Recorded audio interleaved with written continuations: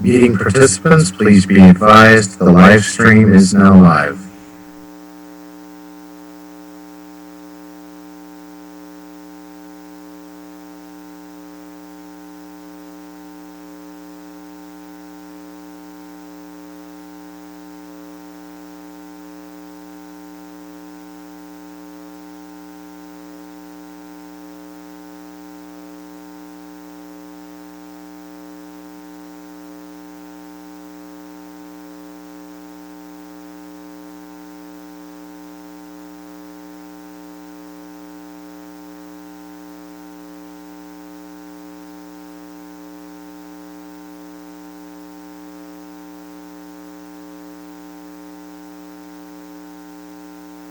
Good evening, board colleagues. It is time for us to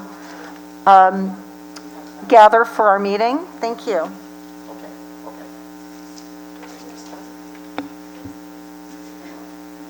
Did I read it wrong?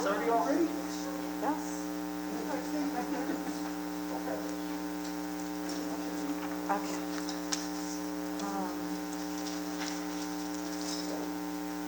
Do I know that we're ready to go? It's live stream. We're ready to go.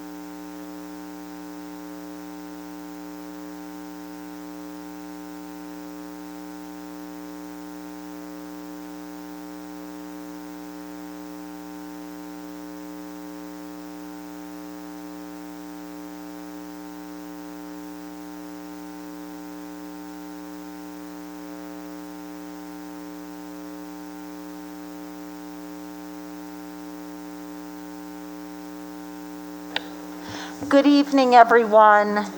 Welcome to the Kansas City Public Schools Board of Directors Business Meeting of October 28th, 2020. We're so glad to have you with us this evening. At this time, I will ask the Secretary to please call the roll.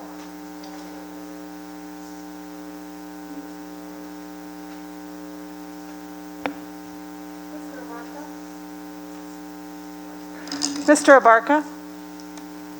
Present. Ms. Cortez? Here. Mr. Hogan? Here. Dr. Jones? Present. Ms. Manser? Here. Mr. Wask?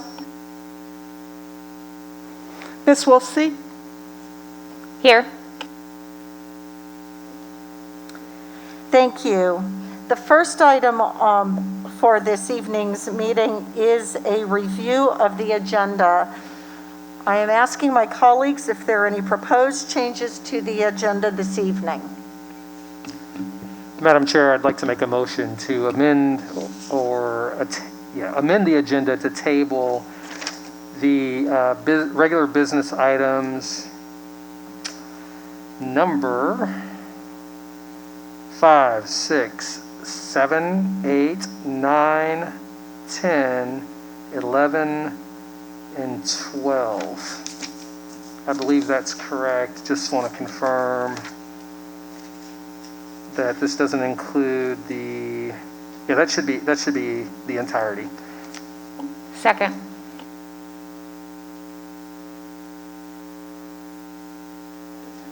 Sorry, Mr. Hogan, can you state a date in your motion? Table it to? Apologies. Table to November 4th. Thank you. And that second Still stands.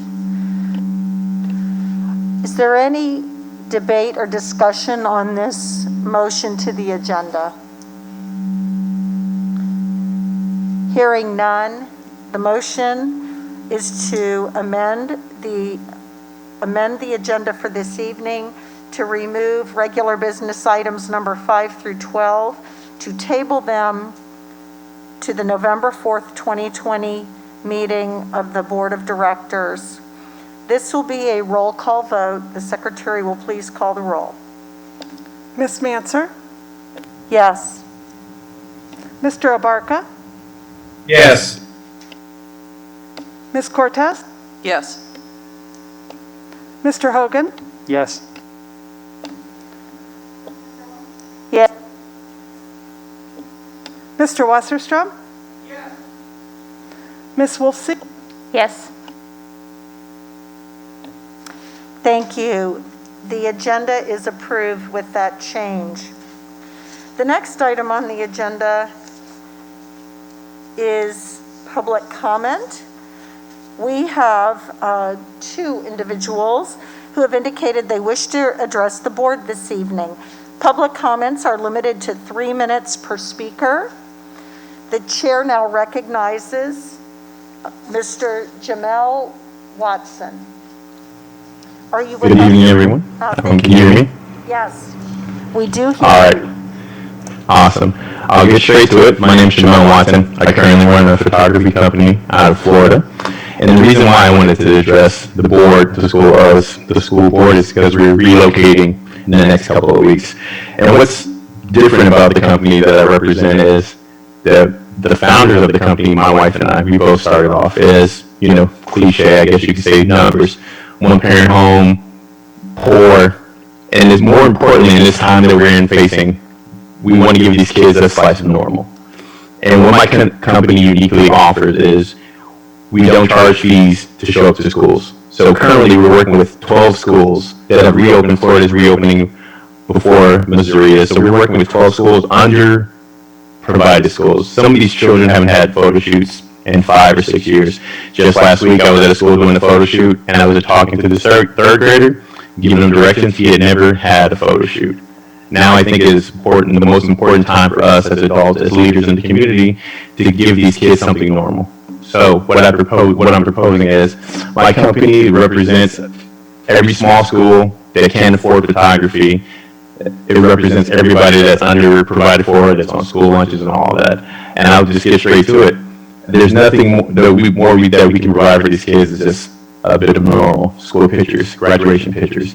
They've been so jousted out of their normal that this is an unprecedented time. Not since the Spanish flu have we seen things like this. So my company is providing, we've been in business a combined of 15 to 20 years.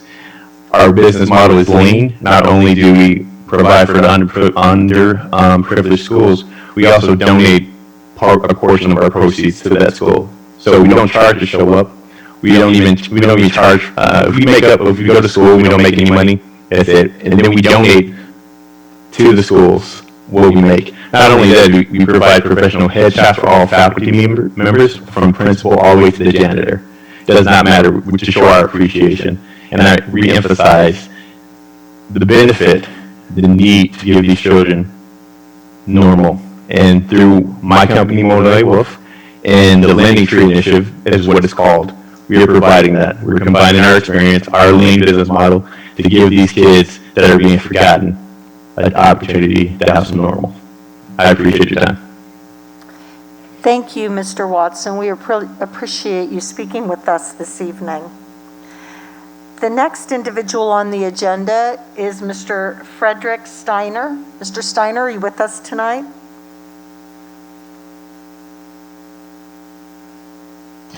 We have not seen anybody join. Okay, well then I think if Mr. Steiner is not here, that concludes public comment for this evening. The next item on the agenda is a report by the District Advisory Council. Do we have a representative here from the DAC tonight? Okay. All right. We do not see the member from the DAC on as of right now. All right, thank you very much. Then we will go to the next item, which is the Board of Directors report. The chair recognizes Mr. Manny Abarca, Board Treasurer, for the Revenue and Expenditure Report. Good evening, everyone. Hopefully this time Kitty won't interrupt us. Let's get the report up here real quick. All right, so let's jump right in.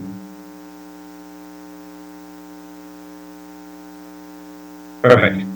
So page 2, looking at the fund balance summary, We see here that our net fund balance as of 9/30/20 is roughly $1.3 million more than this time last year. The key information here is the Child Nutrition Services Fund, which is down 1.6 million from a year ago, with a 1.2 million decrease in net profits. This is due to the high cost of our current feeding model and with the reduced revenues. So we will continue to incur losses in the department until we are back in school in person, or the federal government changes funding mechanisms.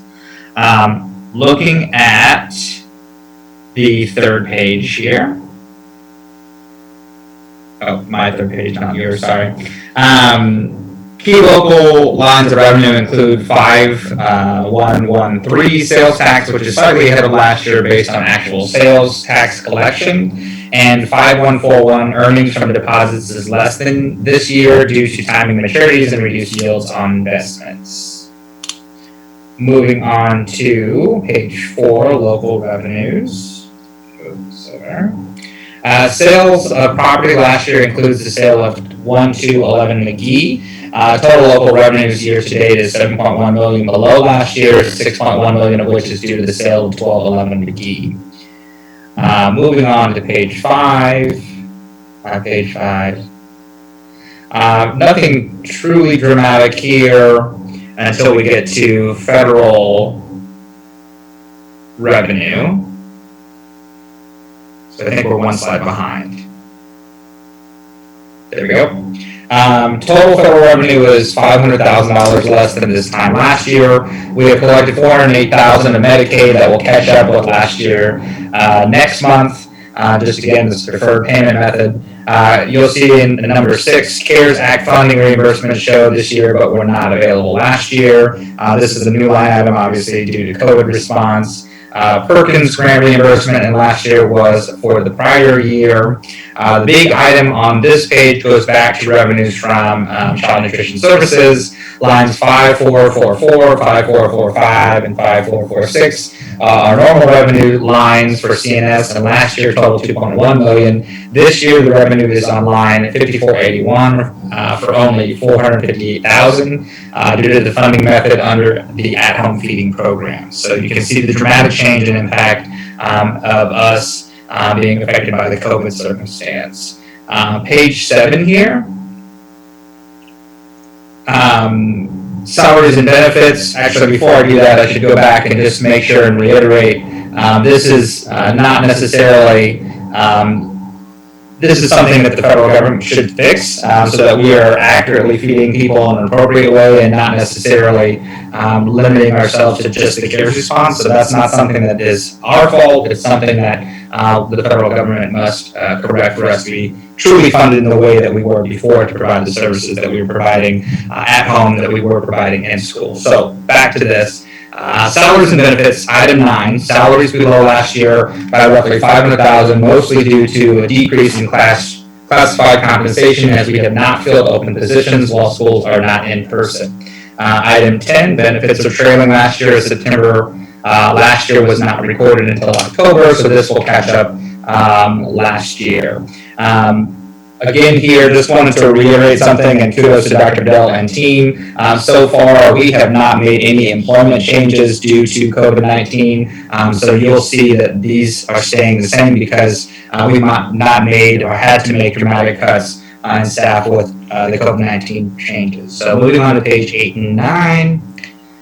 So page 8 here, all check marks show us some lines that are trailing last year as we save due to schools being closed for students on both this page and the next. Supplies and materials. Items 11, technology supplies are 1.5 million ahead of last year due largely to the new curriculum software additions. Items 12, food and commodity purchases are trailing last year by 625,000 due to reduced services. On the next page, net revenues over under expenditures. To date, we have spent 31 million more than received in revenues. A reminder of why our starting fund balance is so important. This is 9.1 million more than last year. Obviously, again, due to some of the COVID challenges and the expenditures we need to make to adjust to that environment. Roughly, this comes from 6.1 million sale of 1211 McGee, 1.7 million less child nutrition services revenue, and 1.1 million more in supplies and materials for the digital learning components. So I think we probably have one more slide, I'm guessing. This just shows our investment reports that we make. So as revenues come in the beginning part of this year, I'm sorry, I think I got that backwards. As revenues come in during a certain snapshot of our budget time frame, we are back up flush with cash, but these investments are made so that when the revenues are not in place during the other remainder of the year, we can still sustain our cash flow. I think this should be our last slide. So questions? Thank you, Mr. Barker. Are there any questions on this presentation? Madam Chair, if there's not one, I have a unique question. All right, I don't have a question, so go ahead. Did he have a question? Mr. Barker, do you have a question, did you say? I don't. Nope, you do not. Okay. I think Madam Chair is talking to me, but I'm not sure. I can't hear you. I'm sorry. Do you have any further questions or comments, Mr. Abarca? There are no questions here. Goodness.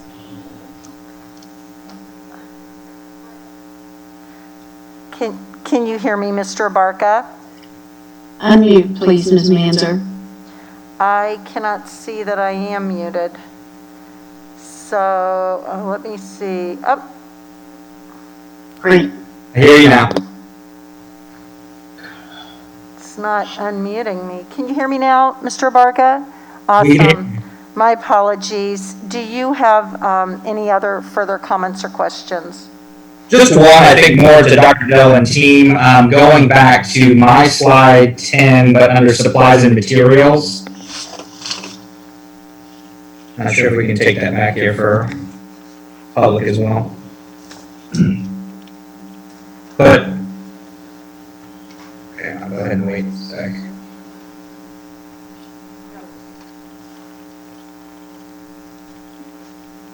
Perfect. So under art supplies, music supplies, student incentives, I just wanted to, as well as physical education supplies and textbooks, I see some dramatic changes and variances from last year to this year, and obviously COVID has challenged a lot of that. But I wondered if there were creative ways that we can use some of this spending. I mean, traditionally, I'm guessing we're having in-class textbooks and balls and things like that are fixed assets, I guess, kind of fixed assets that we would otherwise expend these dollars on. But are there creative ways that we can expend these types of resources and empower teachers to think more creatively? I just go back to the conversation, Dr. Bell, you and I had with that coach, where he's saying that he's struggling to engage students in a creative way into this virtual environment, and know that there are teachers out there trying to do community spending opportunities for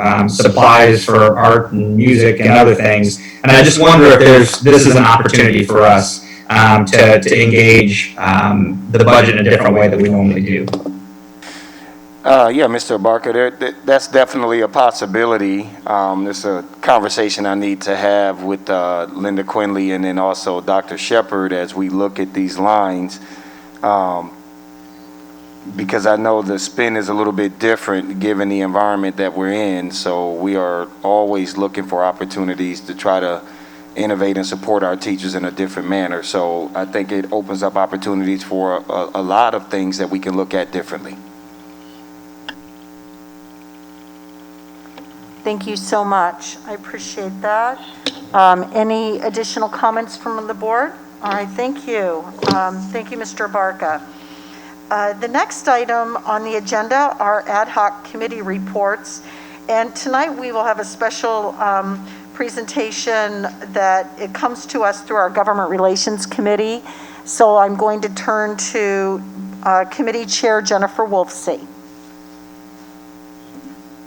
Thank you, Madam Chair. I kind of, let me get myself together. Okay.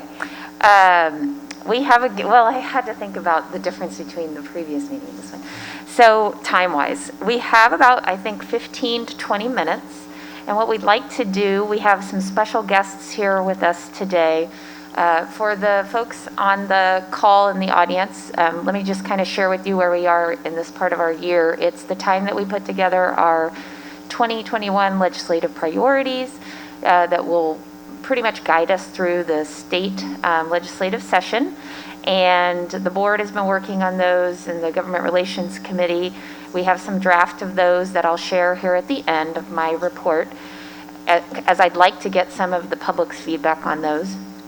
And today, though, we have two folks from John Barget and Associates. We have John Barget and Chris Ropey. We are super lucky to have them engaged on our behalf down in Jefferson City. They've represented Kansas City Public Schools for at least the last, I'd say 2 to 3 years, maybe longer than that. We wouldn't, I think, be as successful as we are without them. So we're super appreciative of them. And what we'd like to do right now is ask John, Mr. Barget, and Mr. Ropey to share with us a few thoughts as we begin to prepare for the next legislative session that will begin in January. Pre-filing for that begins December 1. And so without further ado, I would like to turn it over to Mr. John Barget, assuming he's on the call.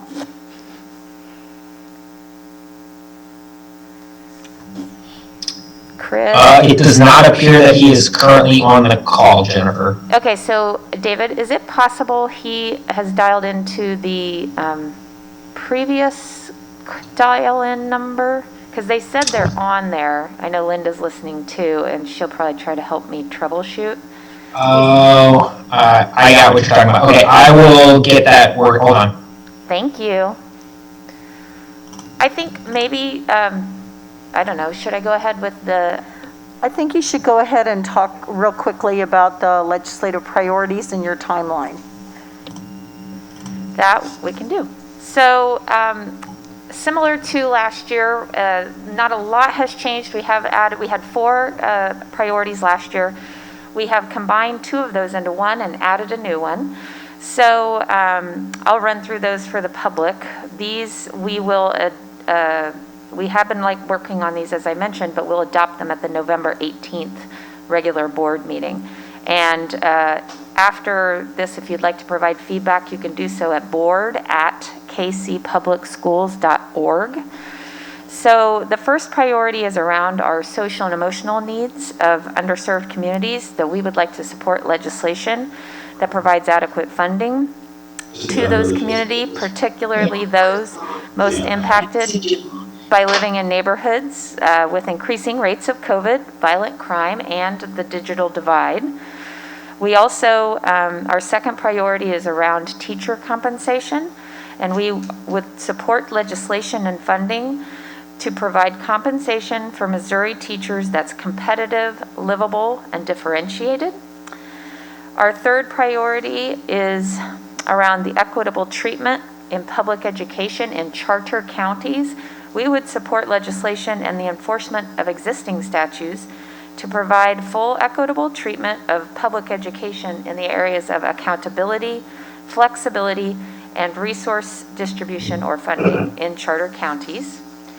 And the final and new priority that we've added, mainly due to the legislation that was introduced last year in Jefferson City around property tax assessment. This priority we've labeled Hancock Amendment protections for property owners and public schools. That's both us and charters.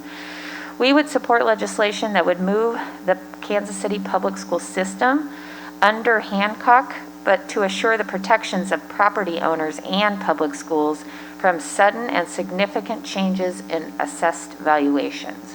So again, I'd like to encourage anybody listening that if you'd like to provide some feedback to us, we would really appreciate that, and you can do so at board@kcpublicschools.org, and these priorities should be on this board agenda when we're done with this meeting. So it does appear we have our special guests queued up. I see Mr. Barget. And so you missed my lovely introduction, John. I did hear it. Oh, you did? Okay, great. So without further ado, I will turn it over to you.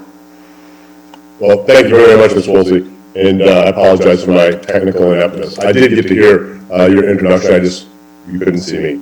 I know you're on a tight time frame, and my colleague, Mr. Chris Ropey, is going to visit with you in just a minute about some of the specific initiatives that we will be working on for the Kansas City Public Schools this coming legislative session.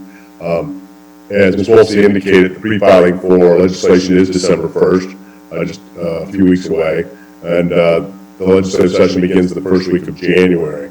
From a big picture overview, as we talked about before, next Tuesday we'll shed a lot of light on who the policymakers will be in Jefferson City and what some of the policies might be. The budget issue has been a huge one surrounding all political subdivisions that you know all too well. Certainly for the state of Missouri, it has been one when the legislature adjourned in May, really with no idea what COVID had in store for them. I'm pleased to report to you, while no one's out of the woods by any means, the budget impact of the state of Missouri year to date from last year has not been as bad as many predicted. There is some light at the end of the tunnel. Let's hope that continues. Let's hope that some wise decision makers in Jefferson City know how to prioritize where those funds are appropriated to best help those Missourians in need and to help the severely underfunded education systems. A couple of things that will take place after the next elections that will impact Jefferson City. Without sounding partisan, I think that most poll watchers can tell you that the chances are very great that the Republican Party will remain in control of both the Missouri House and the Missouri Senate. Most poll watchers will say that probably there will be gains by the Democrats in the House of Representatives and perhaps a couple of seats gained in the Missouri Senate. In the Kansas City area, both Mr. Roby and I, as well as I think most members of the Kansas City Public School Board trustees, are really excited that this year we're going to have 2 senators from Kansas City in the Senate chamber, which we did not have last year due to the vacancies created by former Senator Holzman and former Senator Curls and them not being filled. We're excited about Senator Greg Grazer and Senator Barbara Washington joining the Missouri Senate. I think they'll be great. I personally believe they'll be very great representatives in the Missouri Senate of the Kansas City area, and we'll fight hard for the region, and we'll do the right thing for the Kansas City public school system. The education agenda is one it is always a hot topic in Jefferson City, and Mr. Roby is going to visit with you about some specifics there in just a moment.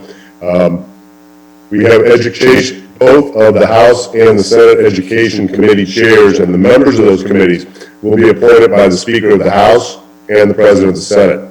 Those appointments will take place around the first week of January, so we'll see who the new members are that are going to be on those committees. In the Senate, both Senator-elect Washington and Senator-elect Grazer have both expressed great interest in the education policy and perhaps serving on those committees, and we're excited about that. In the leadership which sets the policies for both of these chambers, there is an opportunity for change. The current majority leader of the Missouri Senate is Senator Caleb Rowden, a Republican from Columbia, Missouri, and he sets the agenda for daily debate in the Senate. He is a Republican in a very, very, very blue county. It's a very close race, and so we'll see if Senator Rowden were to be defeated on Tuesday.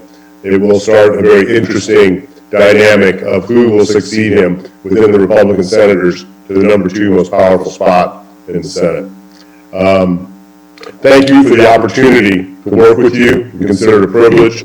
It's a great board. Dr. Bedell and Linda are wonderful to work with. And I thank you all for the service that you and the board members and all the people that are listening do on behalf of the students of the Kansas City Public School System. I'd like to turn it over to Mr. Ropey now to haul down a little bit on some of the other topics, if I may.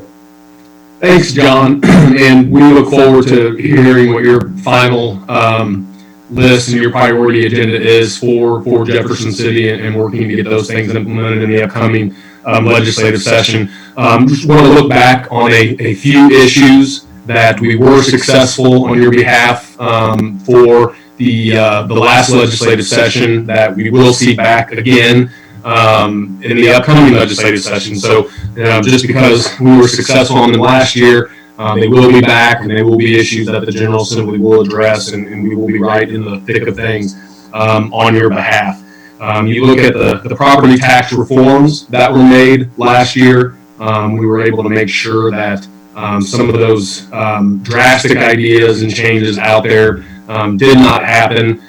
There were some changes made overall with how property taxes are done that I think were quite reasonable, and most people were okay with, that those got done specifically on changes to how the Hancock Amendment does not apply to the Kansas City School District, and some changes that were sought to address that issue. We were successful, again, on your behalf, making sure that nothing negative happened on that front, but that issue will be back next year in the upcoming legislative session.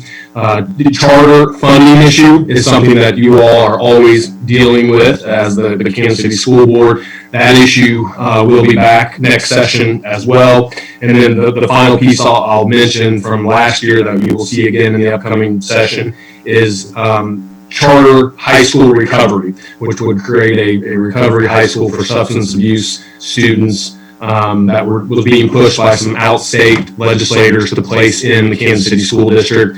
And we dealt with that debate and discussion last year, and you will see that issue again in the upcoming legislative session. So looking forward to some education issues that will impact the Kansas City School District, but also not necessarily as specific to you as the three that I just previously mentioned, but will be priorities for education policy for the 2021 legislative session. The first one that I'll mention is open enrollment.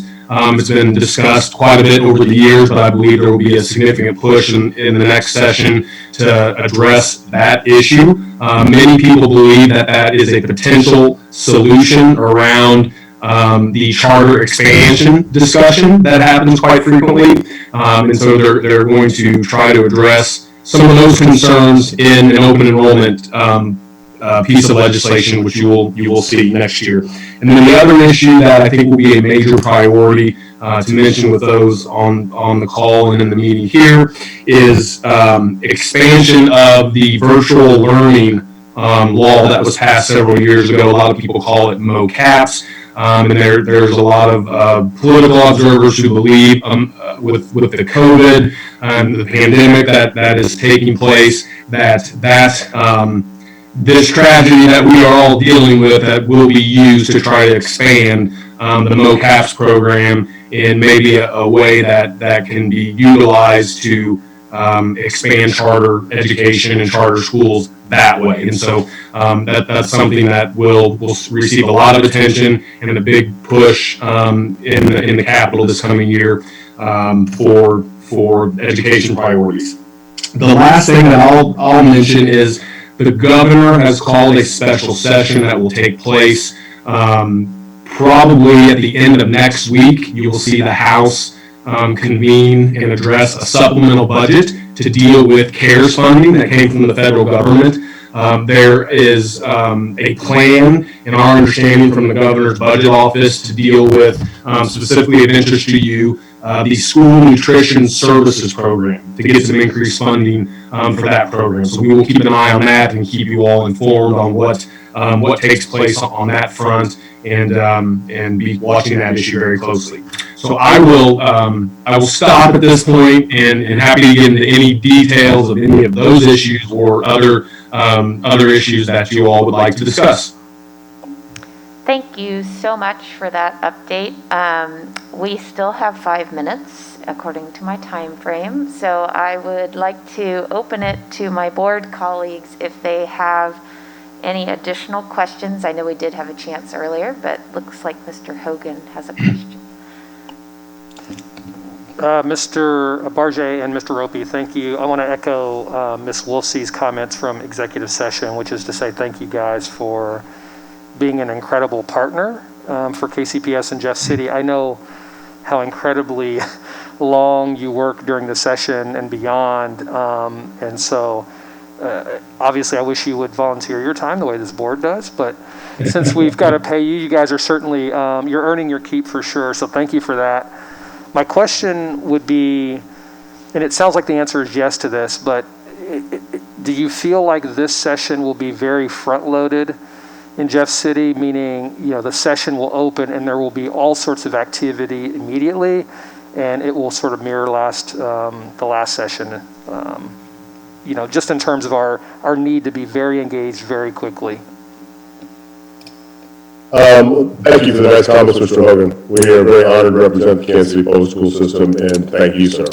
I'll just take a crack at it. We may have different opinions since we don't know the questions ahead of time, so I think typically when you have a new General Assembly starting, as we will this session, and as we mentioned in previous discussions with you, there will be at least 36 new members of the 163 House members, House, and there's probably going to be 12 new members of the Senate. 34 members exist. There'll probably be 12 new of those 34. So when that typically happens in a new General Assembly, sir, things do move a little slower as committees have to be appointed. There's orientation and indoctrination that occurs with the new senators, and people quite honestly just finding their way.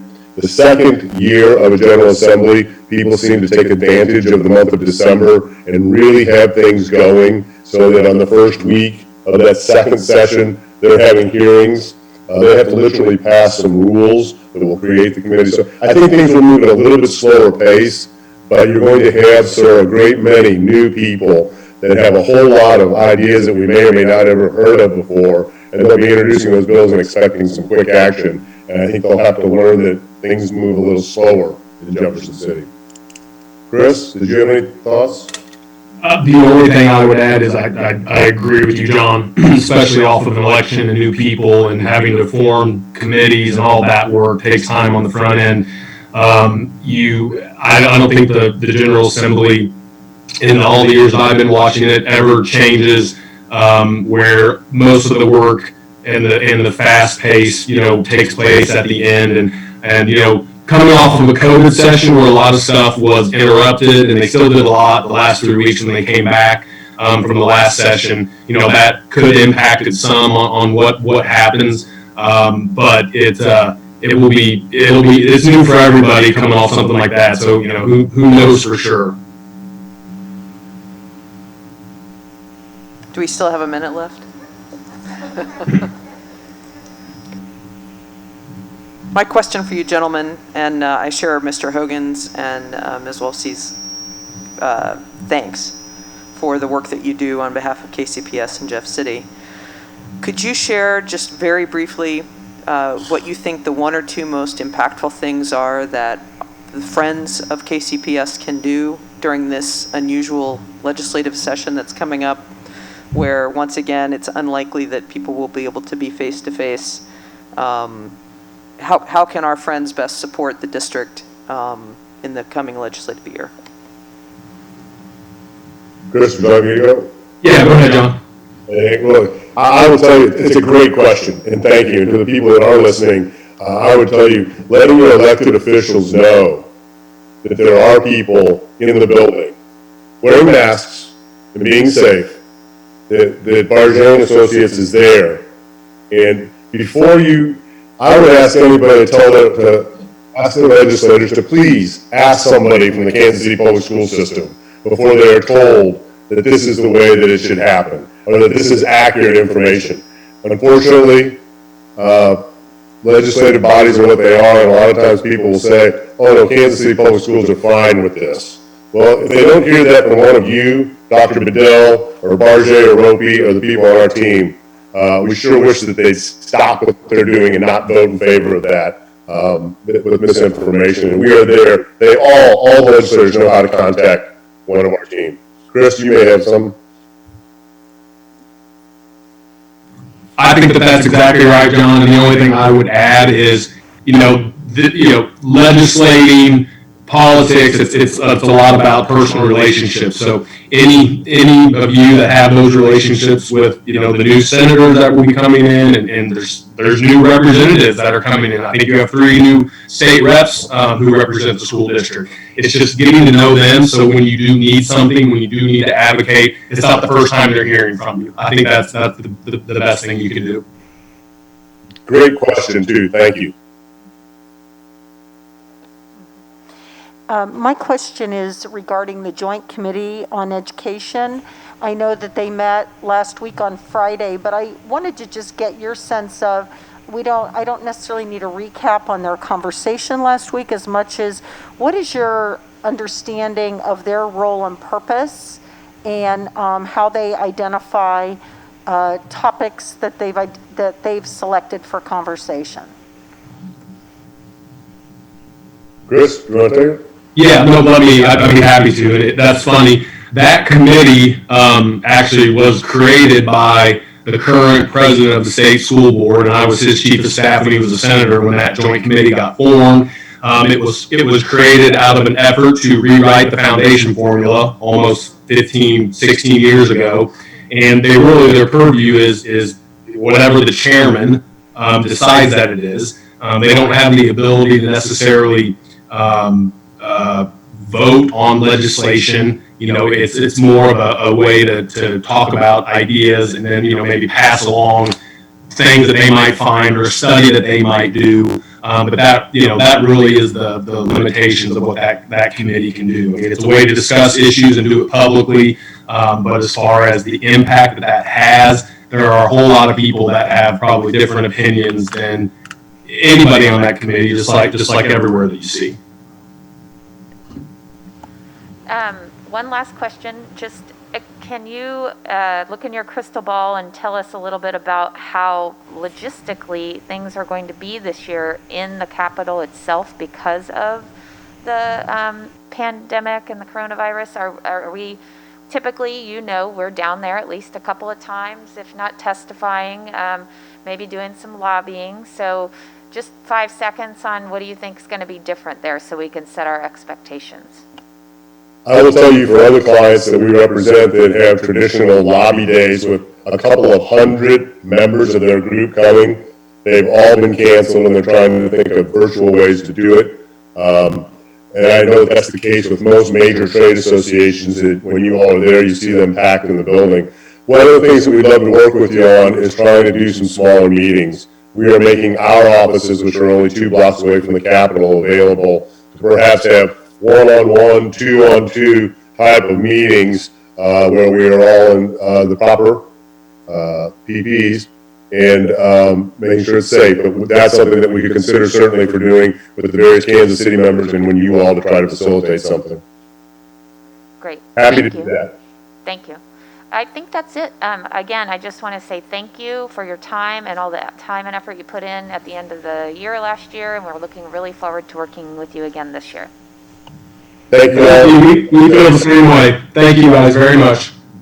Thank you to Barget and Associates. We appreciate you. Before I turn it over to the superintendent report, I want to invite my colleague, Dr. Jones, if she, I believe, has an update on the communications. Thank you, Madam Chair. Just briefly, a recap of what we discussed. We talked about how families, caregivers can communicate with the district when they are having problems with virtual or distance learning. We talked about some of the ways that the communications team has been reaching out to parents. So just a reminder to the community, Let's Talk is always available in addition to, of course, your school personnel with any questions. One thing we really talked about was that it seemed like people at the principal level, the building level, seemed to have a better in with parents when it came to conveying information. So things come out of the district. It seems like principals and even in some cases teachers can do the best job of really conveying information. And so we just talked about some different ways to maybe further develop that process. So we'll keep you posted. Thank you. Thank you so much, Dr. Jones, and thank you for leading that committee. At this time, we will turn to the superintendent's report. So the next items of business, I will recognize our superintendent, Dr. Bedell. Thank you, Madam Chair. I have a couple of items under the superintendent's report.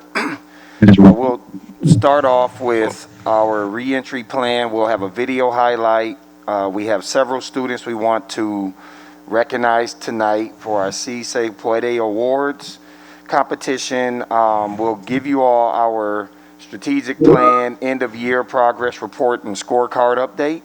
And then we will also have a charter sponsorship report. So let me just start off with the reentry plan, just to summarize for people who are on today that may not have had an opportunity to listen in on Monday when we met. The district has made a decision at this point that we will not bring back our pre-K through third graders through the entirety of the school system. The district does have our 2 pre-K centers up and running, and they've been up and running since September. We will bring back our high minutes special education students, where we know right now as a school district, we have some federal requirements along with free and appropriate public education requirements that we have to meet. And so we're looking at probably a little bit over 200 students at this point. As we continue to have our conversations with our faculty and staff, we are looking at exploring working with several of our schools to look at learning centers, to work with some of our students that, based on our data right now, are just struggling. We have students that we feel at this point have fallen further behind as a result of this pandemic. And I think the school district has a responsibility to try to get in and intervene in any way that we can. And so we are in the process of working with our staff regarding these learning centers. Within the next 2 weeks, I do plan to come back to the board and the community and to pretty much give you all a recommendation on when we believe it would be appropriate for us to begin to look at bringing students back in.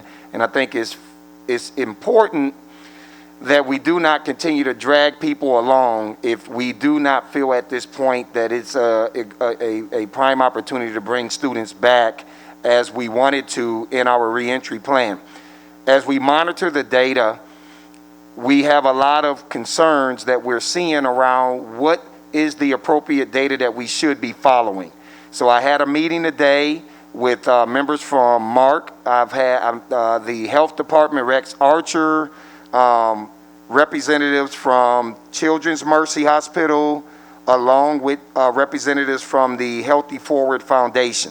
And I believe that we all have come to an agreement that we all need to be in concert with whatever decision is going to be made moving forward, because the data at this point is very difficult to interpret. So we came up with these 4 areas that we know we want to focus on.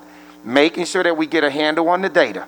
What is the appropriate data that we need to be looking at, and what are the other sources we need to look at, so that we're not in a scenario where we're only looking at the worst case scenario from a data standpoint. But we also want to make sure that we're looking at infection rates and what that percentage is yielding based on those who are being tested. But I think we also have to take a look at the overall population data, and then we need to come to a consensus on how this is going to be conveyed out to this community. Secondly, we have to take a look at testing. We need to organize testing in a manner that if we know that there are areas where there is significant spread, then why aren't we being more proactive in trying to get more tests? Because sometimes the numbers can be skewed. If it's a handful of people who went and got tested, doesn't necessarily mean that it represents 25% of the entirety of that community. It could be lower, it could be accurate, it could be higher. But we really don't know, because we're not necessarily testing the masses in a manner in which we need to.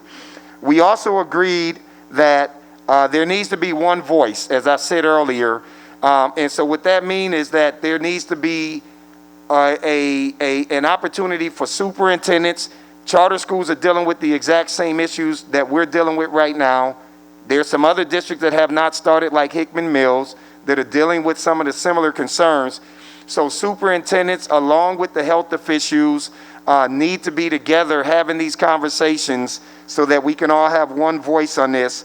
And then as we think about vaccines, we know that eventually there will be a vaccine. We recognize that there are some areas where the numbers are higher than others.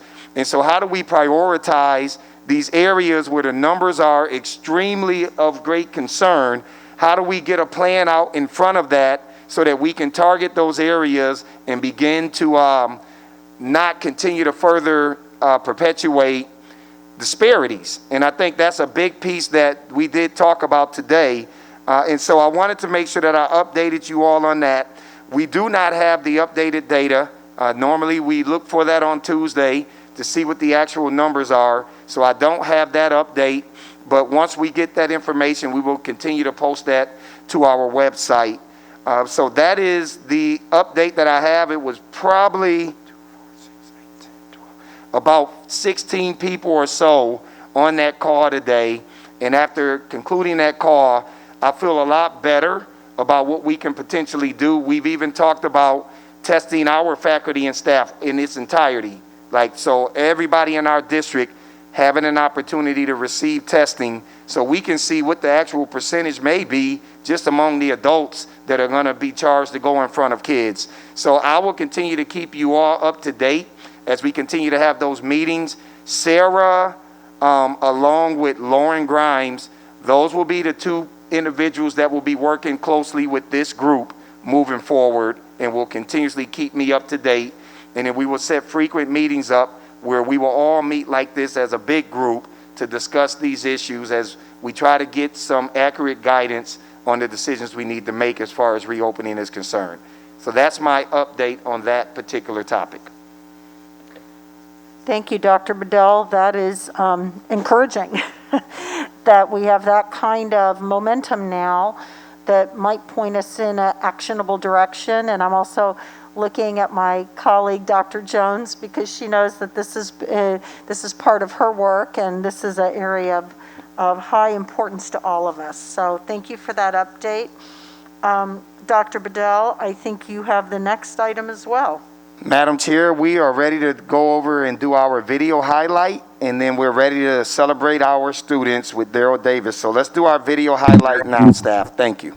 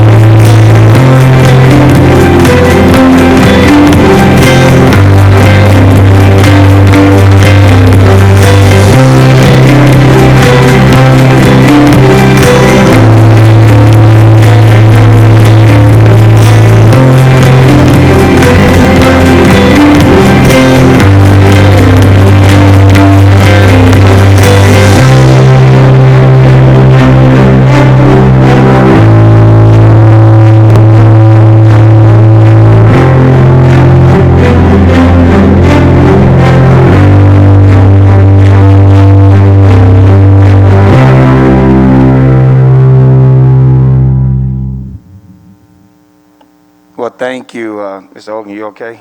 Thought you were over here crying. Okay. Well, listen. I thank you, Kelly Wachu and team. All right. So this is a report, and it's kind of a sneak preview because we're not going to put this out to the public, but I want people to know that what you just saw on that video supports this report that I have, where I've asked my team to come together and I've asked them to give me the averages of the last 3 years of our APR data with attendance and without attendance. And when they gave me this report today, we are over 70% over the last 3 years on an average with or without attendance, right? And I don't know that a lot of people know this. I don't know that our state board even knows this because they made a switch with our Department of Education. I hope would know about this, but I know that they also made a switch with how they would report out this previous year. And I think with the hard work that people have been doing in this school district, it's being recognized by the Council for Great City Schools because they look at our data and they compare it against other urban school districts. And Michael Casserly has been one of the people to comment on the amazing progress that this school district is making. And it's being recognized around this country.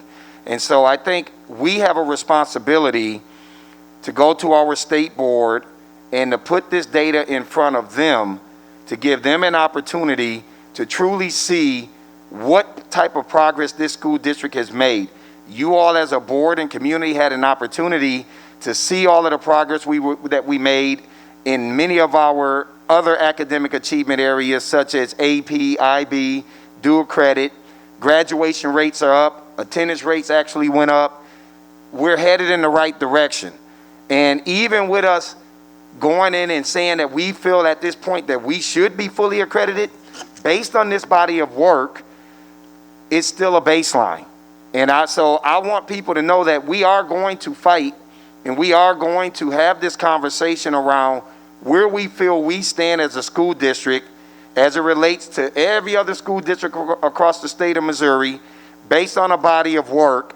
And we aren't going to go in and approach it through some deficit lens that, well, this isn't fair, that isn't fair. We're going to give you honest data about our progress that truly aligns with how the state calculates every single school, which is based on 3-year average data. So I want you all to know that that's our plan, and we'll see what happens in a couple of months, but we are going to put our case together. We do want to make sure that we have a ton of support right now. Cooperating School District, the Chamber, this board, many other, Michael Casserly from the Council for Great City Schools. And so all we can do is go out and showcase and show what we're doing.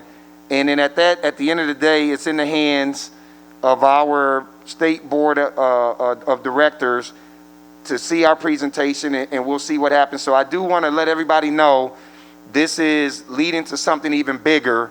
And I think as you hear our presentation a little later today on what we've been doing with this strategic plan, I think it will continue to keep everybody excited that we're headed in the right direction.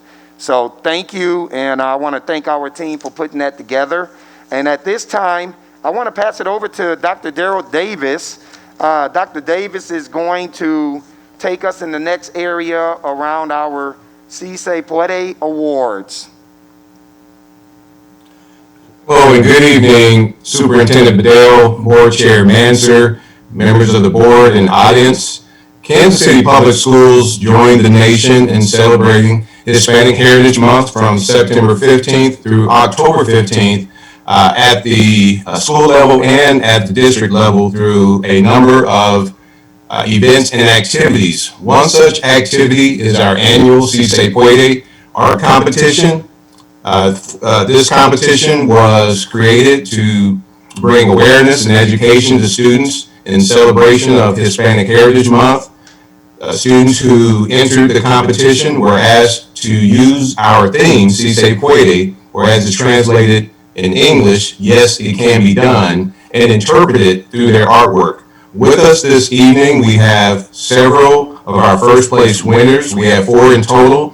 We may have lost one over the last 30 minutes, and if so, we'll recognize her later. So I do want to thank our winners for your patience and for being with us this evening. Before we hear from our honorees, I'll have just a couple of slides if someone could advance for me. So the way we communicated the competition, we made announcements at the principals meeting as well as posted on our websites, and also engaged our art instructors. Entries were due by October 21st. We had a committee of 6 staff members, myself, Ms. Joyce Wynn Hernandez, Mr. Chris Odom, Ms. Ava Santiago, Mr. Paul Turner, and Ms. Julia Went. Next. Student artwork was graded with the 3 categories that you see there, and we have 4 first place prizes. First place is a $100 gift card, and our 4 age group divisions are kindergarten through 3rd, 4th through 6th, 7th and 8th grade, and our 9th through 12th. Our first winner in the K through 3rd grade division, next slide, is Aristos Pesh. Aristos, can you introduce yourself and share the inspiration behind your artwork? Yeah, my name is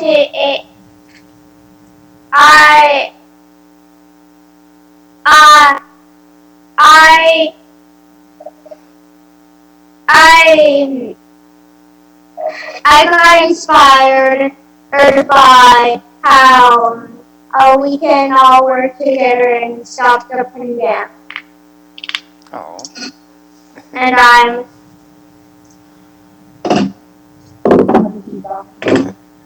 draw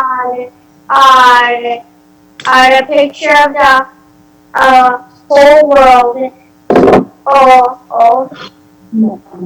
and everybody on the world. And all right, thank you, Aristos. All right, Aristos, you see the hand claps from our school board. And Aristos is a 3rd grader at Foreign Language Academy. Next, we have the first place for our 4th through 6th grade division is Livia Delancey. Livia, can you share with us your inspiration behind your artwork?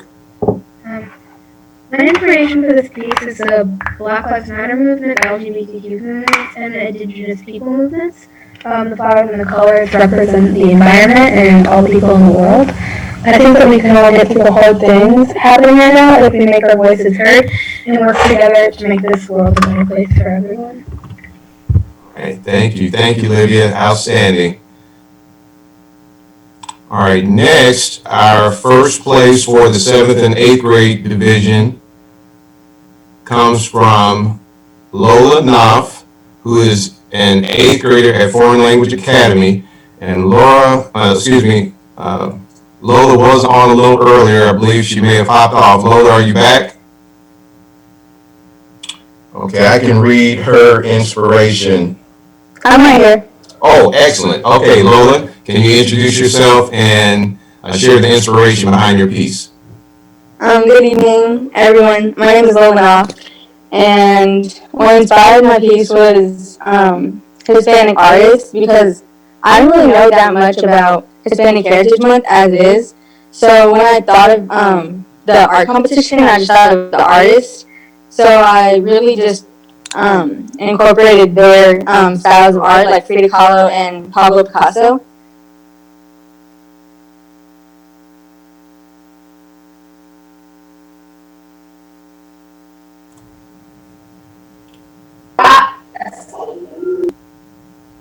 All right, thank you so much, Lola. We see more hand claps and finger snaps from our board. Thank you very much. And our final first place winner in our high school division is Janice Ramirez. Janice, can you introduce yourself and share your inspiration behind your artwork? Yeah, hi. My name is Ramirez, and what inspired me to draw this are the beautiful Hispanic women and the beautiful culture in Mexico. And as you can see, the woman is wearing a garment that's called wapin, and it's a really common garment worn by indigenous women throughout Central Mexico to Central America, and it really captivated my eyes. So I decided to draw a beautiful woman wearing the garment called wapin. All right, thank you, Janice. And Janice is an 11th grader at Southeast High School. And this concludes our presentation on the CISA Equity Awards. I'll turn it over to Dr. Bedell or the board if you have comments for our young people before they hop off. Yeah, And congratulations to all of our first place winners. Yeah, I just want to say congratulations to our students. I'm so happy to see you all. I'm telling you, we miss seeing you in these buildings, and I know many of you want to be around your peers, and we're going to do everything that we can to make that happen. I had to go to Woodland Early Childhood to get some love from the 3- and 4-year-olds last week, but there's nothing that can replace the talent and just how you all help this school district just come alive. So I want to thank you and just commend you for a job well done. You all are very talented. Thank you so much, and I may have some colleagues who want to make a comment. You all are incredibly talented artists. Your work is beautiful and is inspiring, and it truly, as Dr. Bedell said, it really lifts us up. And so I'm hoping that you are enjoying this, recognition of your work, but we are really enjoying the fruits of your talents. So thank you. Mr. Barca, did you have a comment? Yes, I love, as I mentioned to the students before we officially started, this would be the great opportunity to praise on the children that we all love to see in our meetings and dote upon you all. And thank you all for being so committed and participating in this competition. And to Dr. Davis, I love the Cesar Chavez Dolores Huerta reference for the Si Se Puede movement. Kids, I loved your interpretation of those things. So thank you so much again for your artwork and for being here tonight and warming our hearts up a little bit.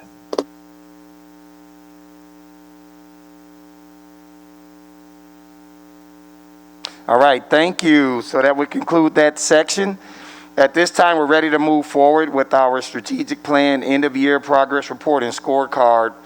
Just an important piece to mention on this area is that there were some data points, as you all know, that we weren't able to collect around the state assessments that we normally would populate within our scorecard. But all of the other applicable data that we needed to populate is populated and updated. So we are ready at this point to have Jesse Lanes, to our senior planner, to come in and provide you all with progress on our strategic plan. Good evening, everybody. Very happy to be able to present the end of the year progress report and scorecard to the board of directors and the Kansas City community. We come to the board and to the community really for three different reasons why we published this report in the first place. First, of course, is to keep the board of directors informed regarding the progress of KCPS and our strategic plan, but also it serves as a proactive communication and accountability mechanism. We want to demonstrate to the community that we created a strategic plan and we're also following through with the implementation of the plan. And then third, we know that we want to make sure that we harness and keep support and commitment to reach the district goals among all of our stakeholders here in KCPS. This update happens twice a year. So we have our mid-year update, which we talked to the board in February, and now we have the end of the year update, which is in the fall. So end of the year, we're talking about second semester of the 19-20 school year, so last school year. And so that's the portion of time that this presentation tonight will be discussing. We have a document that is available to the public and is available for board members. So if you're in person in the board auditorium, you have a hard copy. This is also available digitally on our website. So if you go to kcpublicschools.org/strategic plan, that is all of our plans and different district initiatives. And if you click on scorecard and progress reports, there's an archive of all of these that we've been able to publish. And so October 2020 is the latest and greatest version of this progress report.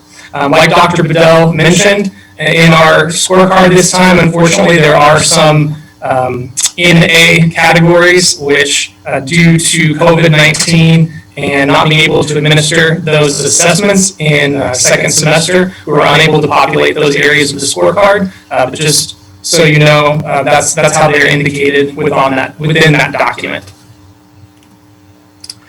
Just as a recap for members of the community who might be joining us tonight, just the basics of our strategic plan really start with our student-centered goals. There's 5 of them. The first one is making sure that students are successful before they hit 3rd grade. And the last one is as they leave us, that they're ready for college, career, and life.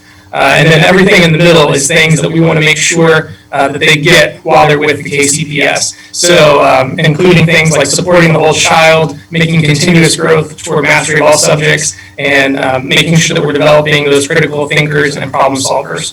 So those are our student goals, and then the rest of the plan is really organizing the works of adults and things that we have to do well to make sure that we get kids to achieve those goals. So we have our 4 pillars, which are really the heart of this plan. The first one there about teaching and learning.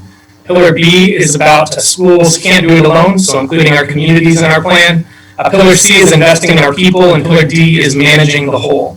So that's how it all kind of fits together. Each pillar then has 3 strategic priorities. There's 12 of them in total. And then each strategic priority has a number of key actions. So that's what this report is tonight, reporting out on key actions that were selected for our last school year. We mentioned this the last time we came before the board in February, but for school year 1920, we had 4 main areas of focus. They were CTE, early learning, technology, and special education. So we're going to take just a brief snapshot at these 4 areas. So you might notice that the slides tonight follow the exact same format as our written document. However, the written document of the progress report is, of course, more comprehensive with a lot more information. This is just the highlights. So if you have questions, I encourage everyone to check out the actual progress report document. But we start off with our major accomplishments. We talk about different issues and challenges, lessons learned, and then our priorities for the next reporting cycle. So with CTE, that really fits nicely with Key Action 2.5, expanding access to elective courses, and a lot was accomplished regarding our middle schools in second semester of last year. So we revamped the middle school careers experience, and then as a part of that, implemented a college and career class in our middle schools. Different things that might come up, you'll see it in the report as well as on our presentation tonight. With issues and challenges, we could have just wrote COVID-19 over and over because that definitely changed some of the things that we were planning on doing and made us adjust and pivot in those different areas. So priorities for the next reporting cycle, those would be things that we would be working on for this school year. So currently, first semester of the 2021 school year. And so some of that work includes working to implement pathways at some of our additional neighborhood high schools. Some of those pathways include health and human services, industrial and engineering technology, business management. That's just kind of a sample of what some of those pathways are. And then aligning the IRC, those industry recognized credentials, with each pathway. So we look forward to the work that's being accomplished in that area. The next area we'll talk about is early learning. That fits nicely with Key Action 6.1. This is where we report out on most of our items related to early learning. So several major accomplishments, but one big one is we launched 2 pre-K cooperative classrooms. Again, the PK Cooperative is a chance for KCPS to partner with organizations within our community to increase the number of pre-K seats for our families. So we partnered with Operation Breakthrough and Emmanuel Family and Child Development Center. So those are our 2 sites that we're working with. As far as priorities for our next reporting cycle for pre-K, we plan to communicate our pre-K data dashboard and then formalize that parent engagement forum for pre-K as well. Our third area that we'll report out on is technology. Technology actually fits in multiple areas within the strategic plan and multiple key actions. The first one is 2.1 in that teaching and learning section. And that key action is pretty loaded, but it's talking about alignment of curriculum and different things, including alignment of technology across content areas in our district, as well as 12.2, which is strengthen the use of technology across the district. So we've seen a lot of work that's been taking place in technology last school year and this school year as well.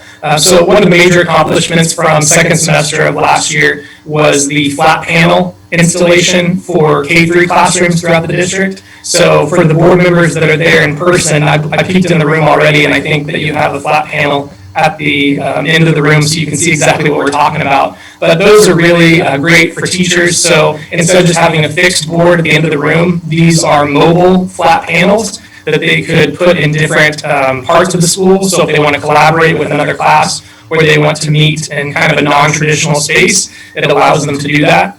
Those panels also are Wi-Fi hotspots. So if needed, students can use that to get on Wi-Fi. So let's say the class needs to move to the gym for some reason, they can actually use that to access the internet. We also shifted to the model where we would be one-to-one take-home in all grades, so pre-K through 12. So definitely a lot of planning took place last school year to make sure we were ready to do that. And then also want to highlight the work that was done by the committee and framework for the KCPS Digital Transformation Plan. So a lot of that work that was completed last year is informing things that are being implemented right now. Lots of issues and challenges as well. One of those we've had to deal with, as many other districts as well, dealing with those delays and receiving our ordered items because of different things associated with our pandemic. But priorities for the next reporting cycle, so things that are happening right now this semester. One big one is implementing our new SIS, our Student Information System. So there's going to have to be a lot of training to make sure that that's up and running this school year as we start using it for it to go 100% live in next school year. And then also selecting and implementing a new LMS learning management system as well. And then our last area that we'll touch on briefly is just special education. This aligns to key action 3.1. This is another key action that is has a lot of components to it, but specifically wanted to call out intervention services for special education students. So some of the accomplishments that occurred last year included the trainings and both state and federal trainings regarding special education FAPE, which is something that Dr. Bedell referenced in his remarks just a moment ago, that free, appropriate public education. As well as something else that took place is all the teachers were trained on the new IEP Form G. That form is the learning plan for students who are in distance learning. So that has either been completed or is in the process of being completed for every student with an IEP. And then priorities for the next reporting cycle is really that provision and documenting of FAPE, something that's going on right now. So what can we look forward to? So in addition to reporting out on things that happened last year, we also want to look ahead to the year that we're currently in. So these are selected key actions by Dr. Bedell and the cabinet for things that we will be working on in SY20 and SY21. So the next time that we come to you in February for our mid-year report, we will be specifically speaking about some of these different key actions and wanting to give you an update. So we're selected 1.3, which is one that discusses creating opportunities for student voice and ownership. So obviously we have kind of an unprecedented opportunity to do that right now. And so it's nice to see things that are happening with our instruction. As well as key action 2.4. That's one where it's really framed around critical thinking and developing that through independent learning opportunities. So again, because of our current environment, that's one that has risen to the top. 3.3, implementing an early warning process and monitoring towards on-time graduation. So that's the key action for this year, as well as 7.1, defining the standards of professional practice across the district for all KCPS employees. 11.2 has also been selected. This is in regards to data, but we really want to call out the end of this key action. When we drafted the strategic plan, this was very important to many members of the community regarding matters of access, opportunity, and equity. So we know that Dr. Davis has done some great work with him and his team this year already, and the board as well, from adopting 0.0, our equity policy. So we are excited for that key action as well. 11.3 is creating a network of fully supported a feeder system and a network of schools, so that directly aligns to the work with Blueprint 2030. And 11.5, which is leveraging some of those resources outside of the district to make sure that we can get them for our kids and put them to good use. So we look forward to all of those key actions. We know that key actions don't fall off the list. We just keep on adding more. So there are a couple that are on our list already that we would highlight. 4.4 talks about a system of academic safety nets. And within that key action, we discuss ways to expand learning opportunities outside of the traditional school model. And so this year we have the Kansas City Virtual Academy, which is something that is an area we will report out on. And 10.1, we're talking about those annual plans. And we'll discuss this a little bit later, but the work that's being done on the strategic enrollment management plan. So just kind of a little tease of what's coming for this coming school year. So what are our next steps specifically for the strategic plan? Well, now we have to implement those priorities that we just went over, track the progress, and then we're going to share all of this with the community, including all of those who helped us develop the strategic plan in the first place. So we make sure that we continue to communicate with folks. And then that last bullet there is new. We want to finalize the timeline and strategy for updating our strategic plan. So it seems like just yesterday when we first adopted our plan, but it's already time to start thinking about that. And so that's what we want to discuss briefly with the board of directors. So I don't know if you can see my cursor, probably not, but right now we are in year 4 of the implementation of a 5-year strategic plan here in the fall of 2020. So if we look back, it took about a year to develop in 2016.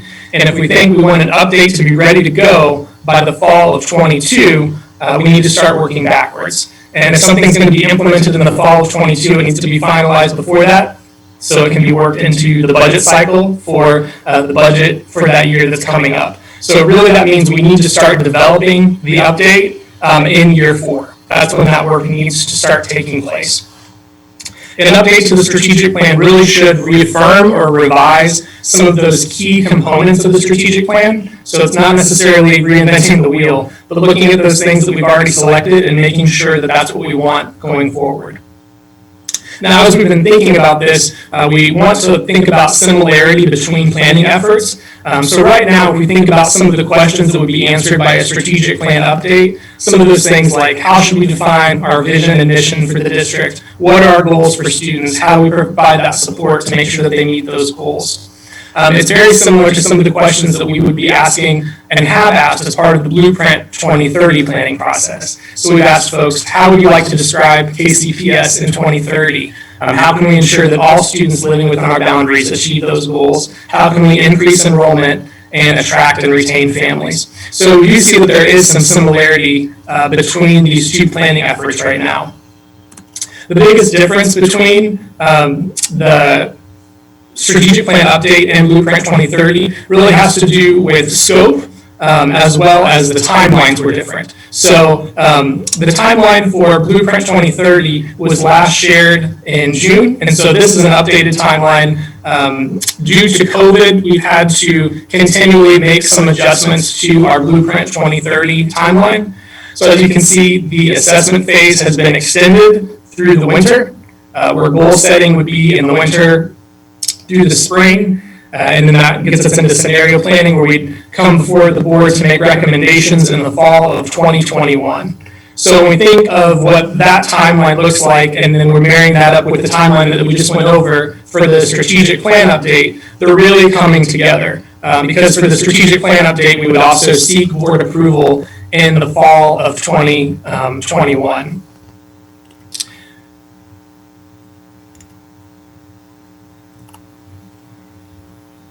Sorry, it's not letting me advance. There we go. So the recommendation would be a consolidation of the planning efforts to merge Blueprint 2030 with the strategic plan update into one planning initiative and one final work product.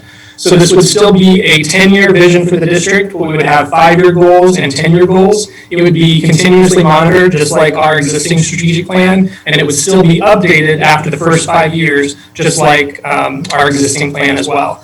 But the difference would be our current strategic plan is very student-focused. And that was very intentional. So when we developed the first strategic plan, it was really the foundation for KCPS, right? You want to walk before you run. And so it was very, very limited in that scope. But with this initiative, with merging Blueprint 2030, it gives us the opportunity to also address operations, facilities, system outcomes that aren't included in the strategic plan. So prior to this, we were kind of limited because we were trying to complete Blueprint 2030 and then have Blueprint 2030 inform the next strategic plan. With these coming together and aligning, it really is best practice to have one guiding vision for the district and one plan for people to be able to reference. So that helps with understanding among our community, among our staff and other stakeholders as well, and it also helps us with implementation. Of course, just because we have our schedule and have had to have delays regarding Blueprint 2030, it doesn't mean that we can just sit on some of the information that we've already garnered. So as you recall, the last time that we reported out on some of the different things that we had learned from the Blueprint 2030 assessment process. So again, we have the Hanover report, the Mass Insight report, as well as different focus groups that we had, and lots of information that the district was able to receive. So we kind of divided all of that feedback into these big buckets when we synthesized the findings together. So into achievement, we had sustainability, viability, equity in the student experience, as well as perception. So we really saw a lot of this feedback kind of landing in one of these places. And so we knew that there's many things that we are finding out that we need to start working on immediately. So we knew that in SY21, there was going to have to be efforts put forth for some of these things that are really rising to the top. So one of those things involves our enrollment process and policies. So based upon the feedback that we received, we knew that there was issues regarding equity and things that we needed to do to make sure that we increased enrollment. So in June, we reported out on the Signature School Enrollment Admissions Task Force. In addition to that, like I alluded to earlier, we've been working on the Strategic Enrollment Management Plan to help us address some of those issues that were raised in the assessment phase thus far in Blueprint 2030. Also, mobility is an issue for our school district and for many of our families, and we know that that's something that the district has to continue to give attention to. So right now, thinking about ways that we can improve data collection. When we look at research, that's like the number one thing that folks need to do regarding understanding mobility and the causes of mobility in our system, as well as looking at KCPS policies, how the current policies are impacting mobility and what changes we could make to our internal policy to help reduce that. We also are conducting right now, Ms. Quinley and her team, an inefficiencies assessment, and that's something that needs to be completed right now, not something that can wait, that way it can be implemented for SY22.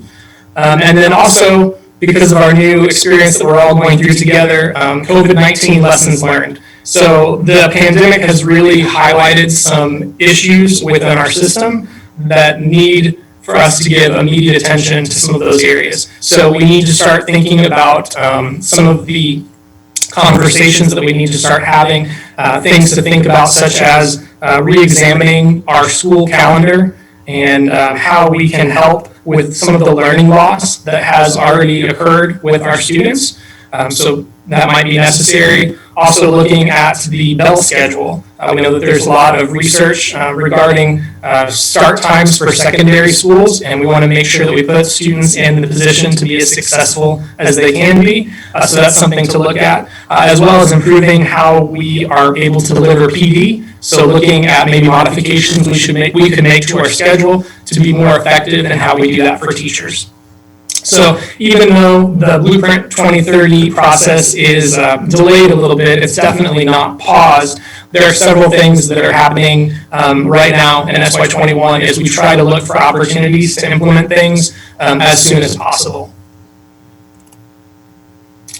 So that will conclude, sorry, kind of a lengthy presentation here, but does anyone have any questions regarding the strategic plan update, the scorecard, or any of the other information that we discussed tonight?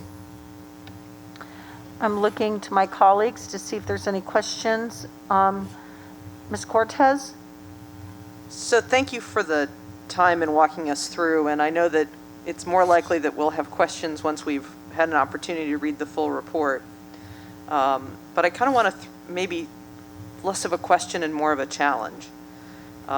It strikes me that as I look at this plan and the reporting out on it, that a lot of the markers are what in kind of my world we would call outputs, right?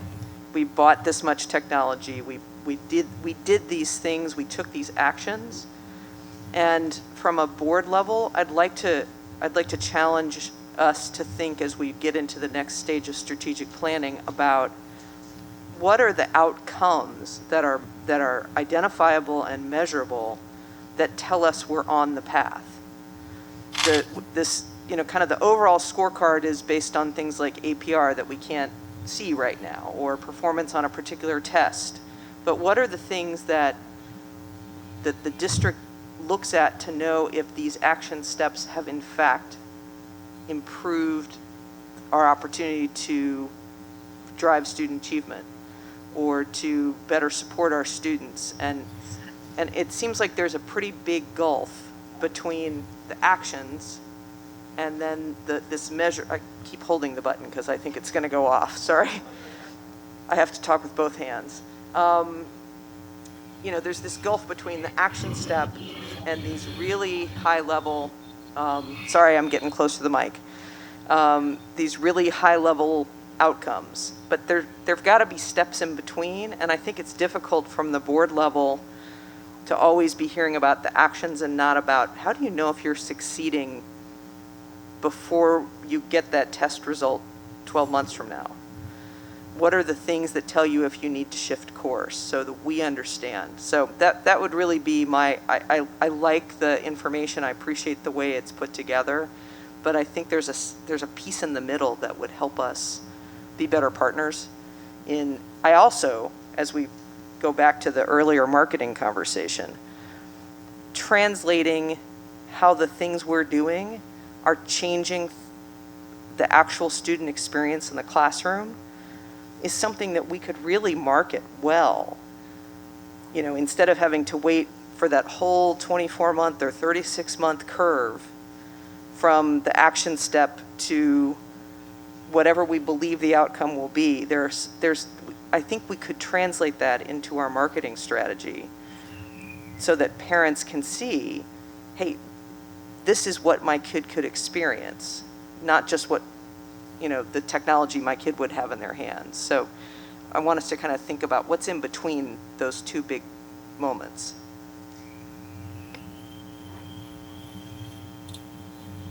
Yeah, so I would echo Ms. Cortez. That's probably the most challenging thing to sort of maybe not communicate, but sort of emphasize and get sort of into a rhythm around, in terms of, we've talked about it differently on, okay, where are we coming from? What's our current state? Where are we headed? Right? And if you don't know, like, what are the metrics on each one of these things, it's difficult for you to kind of know, well, man, did I move the meter or not? And so I think with each one of these coming up with a set of metrics of what you're trying to accomplish. So we're bringing new technology, right? We've got these flat panels that are really interactive. They're good for learning. They're good for teaching. But to what end, right? And as we go make decisions around those sort of purchases or curriculum or whatever, it's like, to what end? What are we trying to get to? And how do we measure whether or not the flat panels are having the desired impact? And I was going to make a point that had nothing to do with Ms. Cortez, and now I've lost it. And I'll come back to it if I think of it. Sorry.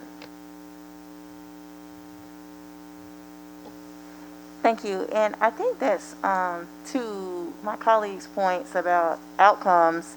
I think that the ones that are kind of at the back of our packet are a great start. I think maybe what some of my colleagues are looking for is just sort of tying those to the individual strategies. So the ones that are relevant, maybe there's some more that need to be added as far as outcomes, but I think you have a lot of measures here. So I feel like that could certainly happen. And then the other just quick note I had, it was something on one of Mr.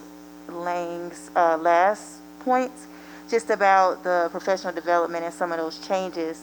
One of the things that I heard when I sort of tried to get some feedback from, different community members around when we talk about restorative justice and, discipline, restorative discipline, that sort of thing, they talked about how a lot of the required professional development is all academic based, or mostly academic based, and then it's the opt-in training is more so around those other pieces that the restorative justice and discipline practices. And so I just think that I hope that as you're aligning that system and you're aligning the different training requirements, that you would look at how that fits with some of the things coming out of the equity office and Dr. Woodley's team, and figure out if we need to rebalance those, because certainly the academic stuff is great, and we need it, I know, and it's helped you get with the gains that we're seeing, so I appreciate that. But just thinking about how do we balance that so that teachers are getting other things that they need in order to discipline our children, our students, in the way that would be restorative and helpful to their success.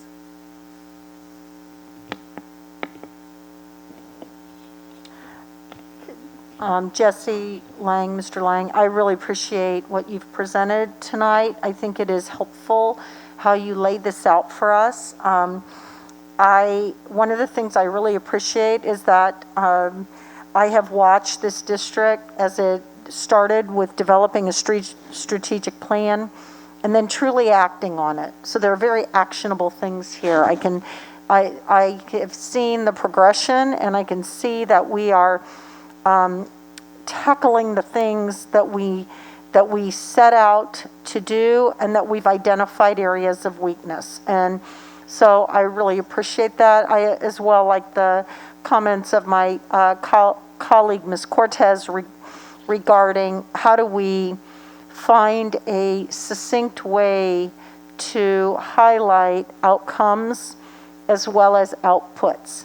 But I do appreciate the outputs, because it shows we had a plan, we've acted on that plan. It didn't just sit on a bookshelf somewhere.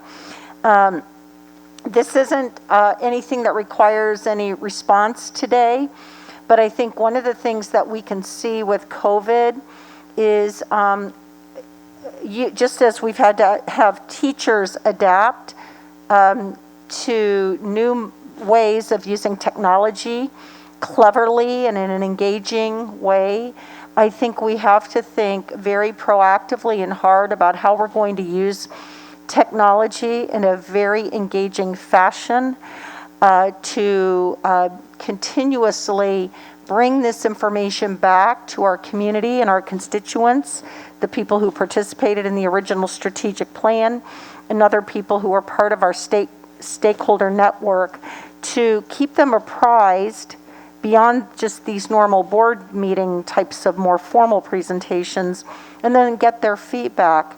Does that reflect, do they see that value as we see that value? Or does that seem tangible to them? Have they had that experience? And I know we've got a pretty talented IT department that has capabilities around setting up the kinds of digital, web-based conversations. And so I really want to challenge us to get out there and use this time.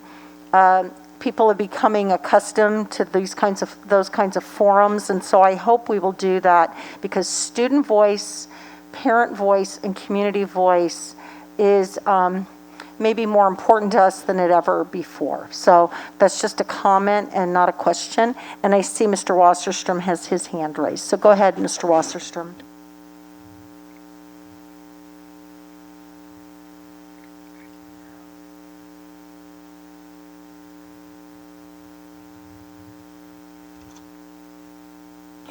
Okay, on one of the letterheads, I noticed a new name on the employment list at Kansas City Power and Light. Apparently, we hired somebody to replace Mike Reynolds as head of research, I believe. And I had the greatest respect for Mike. He's just a genius and very productive and creative. I haven't met the new fellow that replaced him, but my question to Jesse is whether you're involving our new head of research and development in your plans. I mean, what Rita talked about sounds real good, but I don't have the same kind of background that Rita has, so none of it made any sense to me. I mean, I felt like saying, Rita, you know so much, why don't you help Jesse and just go ahead and make the list for him? But I think that probably would fall into the area of this director of research and development. Have you called on him and met with him to help you out? Absolutely, yes. So Mr. David Rand is the individual who's in that role. So he's been a part of these planning efforts, and of course will be really one of the leaders as far as this planning efforts moving forward. Good. Dr. Bedell, I think that's it. All right, thank you, Madam Chair, and to our board. I know we're taking all of those notes. I saw Jesse taking them down, and so thank you for that feedback. We'll move on now and give you all an update on our charter sponsorship report. We will ask Shanissa Halliday Scott, our Director of Education Systems, to give you all an update on where we are as it pertains to charter sponsorship. Good evening, Madam Chairman, board members, Superintendent Bedell, and our audience. In presenting tonight's charter sponsorship report, I will cover 3 key areas. I will provide a review of the responsibilities of a charter school sponsor, provide an update on the status of Allen Village School, and start a preliminary discussion of Allen Village School's renewal. Key responsibilities of a charter school sponsor. According to the state statute, sponsors are required to provide oversight to charter public schools. We are also responsible to negotiate those contracts with those schools to make sure that the rights and responsibilities are clearly articulated. And we are responsible for evaluating the performance, monitoring compliance, informed intervention and renewal decisions, and ensure that autonomy is provided under the law. Kansas City Public Schools is an authorized charter school sponsor. Every charter school sponsor must be evaluated by the Department of Elementary and Secondary Education. Our last evaluation was in the 2018-2019 school year, and at that time we were notified that we are fully in compliance with all charter sponsor standards. We will also be evaluated again in the 2021-22 school year. So that allows us to continue to be a sponsor. And with that sponsorship, we are allowed to sponsor as many schools as the district decides that it wants to. but we always must be open to sponsorship. We currently sponsor one school, that is Allen Village School, which is in the Westport area. And it is out of my office, the Office of Collaboration, that leads the sponsorship duties for Kansas City Public Schools. We accepted that sponsorship of Allen Village in May 2019, if you remember. And Allen Village is its own LEA. It's been in operation since 1999. It is a pre-K through 12 charter school with approximately 510 students. They sit on two different campuses in the Westport area. One is a K through 5, and because of COVID, they are moving their middle school to the high school campus, and that's where they will be located. So how do we support Allen Village School as a sponsor and making sure that we stay within our statutory responsibilities? Because Allen Village is its own LEA, it does receive its own funds, and it has its own governance structure, which I will share with you a little later. But we support them through the use of our charter sponsor funds, and that is to make sure that we are fulfilling sponsorship duties. We've provided training and instructional growth for Allen Village School. We also ensure that we meet monthly, at least monthly, with Allen Village School administrators and staff. Currently, I am meeting with them almost on a weekly basis as we're going through this COVID-19 process and their discussion as far as their reopening plans. And then we're also having the discussion regarding their renewal. I have also attended at least 4 school board meetings to have discussions with their board and to be able to answer any questions that their board of directors may have. I also make sure that I review their APR report documents as well as ensure compliance with their charter school accountability report.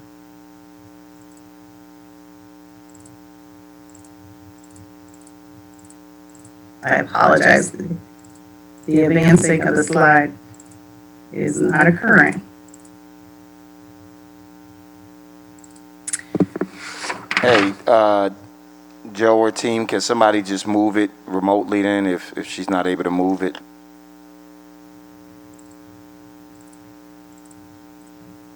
Thank you. Thank you. In providing the Allen Village School update,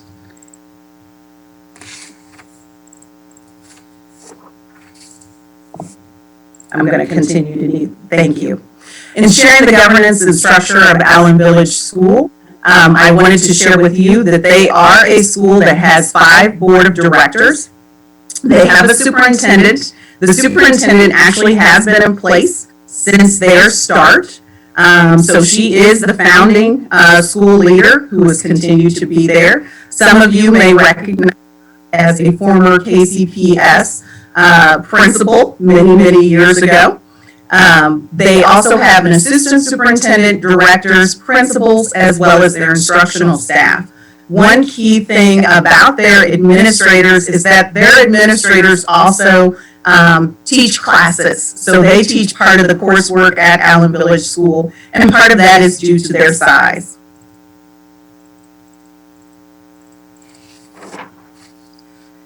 I want to share with you the academic information for Allen Village School. And I'm sharing with you the 2019 data because the 2020 APR data has not been made available. And as you know, as a result of COVID-19, that there were no assessments. There were no statewide assessments. But in 2019, Allen Village School had an APR score of 91.5%.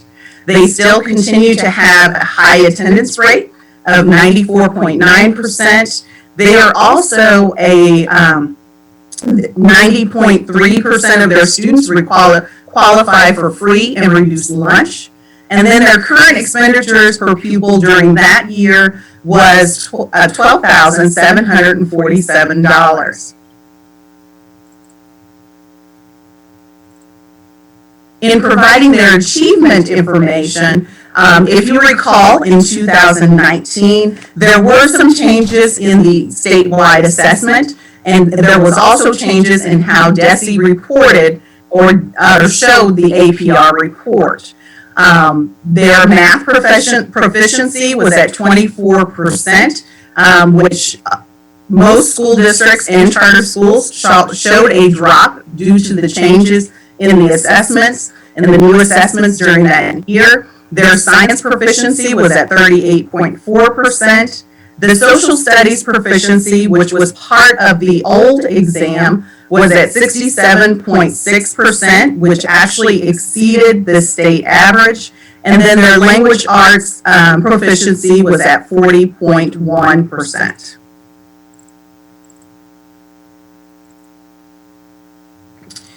They continue to have high graduation rates and low dropout rates. For 2019, their graduation rate was at 96.9% with a 0% dropout rate. And then for highlights, just to share a few highlights of Allen Village School, they're just like Dr. Bedell, their leader also received some awards, which was good for them, and good PR for them. They are a school that does not have athletics. However, they do have clubs, and several of their club teams have earned trophies throughout recent competitions. Also, just like KCPS, Allen Village School did add pre-K students through the Pre-K Cooperative. Their community partner is the Emmanuel Family and Child Development Center. So they have added they have up to 16 seats to add for pre-K. They have filled 11 of them at this point. Also in 2019, for that fiscal year, they did receive a clean audit. They are required, just like Kansas City Public Schools, to make sure that they have an independent audit, and that audit must be presented to their board and accepted and voted upon by their board. So they are beginning the process to go through the 2020 fiscal year audit process.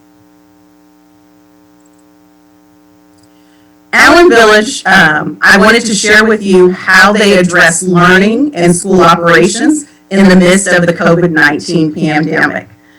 They too moved to 100% virtual education in March of 2020. Their transition was a little easier than most school transitions because they have been a one-to-one device school since 2013. So their students already had personal devices, so getting accustomed to virtual education was something that was not new for their students. They also continue to have high student attendance during that online learning. They maintained attendance through from March to June. They also have had their AMI and AMI plans, X plans, approved by DESE. And those school districts across the state were required to have submit those plans on what they would do should the pandemic continue and what their intermittent learning plans were. So they have been approved at this point. They continue to keep their families and their students informed through regular chats. And they also continue to have parent surveys so that they're able to get parent input regarding the school processes and changes during this time. There is actually a parent chat and a elementary school webinar that is scheduled for Monday evening, and it is to discuss with parents the potential plans for reopening and re-entry. Also, they are in the midst of planning for in-person instruction. Right now, that plan is anticipated. Families have been shared that it's anticipated that they're looking at K through 5 students entering on November 5th. Of course, those plans may change. They continue to watch the data just as we do. But with their anticipated plan, like I said, they're looking at K through 5, then with a phase-in of 6 through 8, and a final phase-in of 9 through 12. If for some reason that the numbers, and they are waiting for numbers to come this week, If they spike so much, they may have to shift their plan, but they will be working, if the students return in person, they will be working on a hybrid schedule, which would mean they would be in school Monday, Tuesday, Thursday, and Friday. Wednesday would be a day of distance instruction as well as intense cleaning.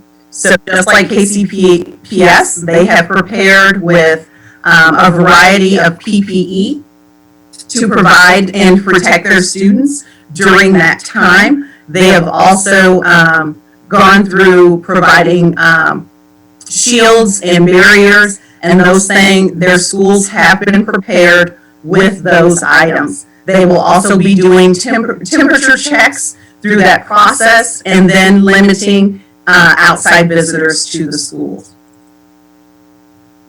And finally, in touching on their renewal process, I wanted to introduce the renewal process to you. Allen Village School is up for renewal in this school year, the 2021 school year. I am anticipating a recommendation coming before you, probably in January, with a recommendation for renewal. I have been notified by DESE, as well as Allen Village School has also been notified, that they qualify for an expedited renewal.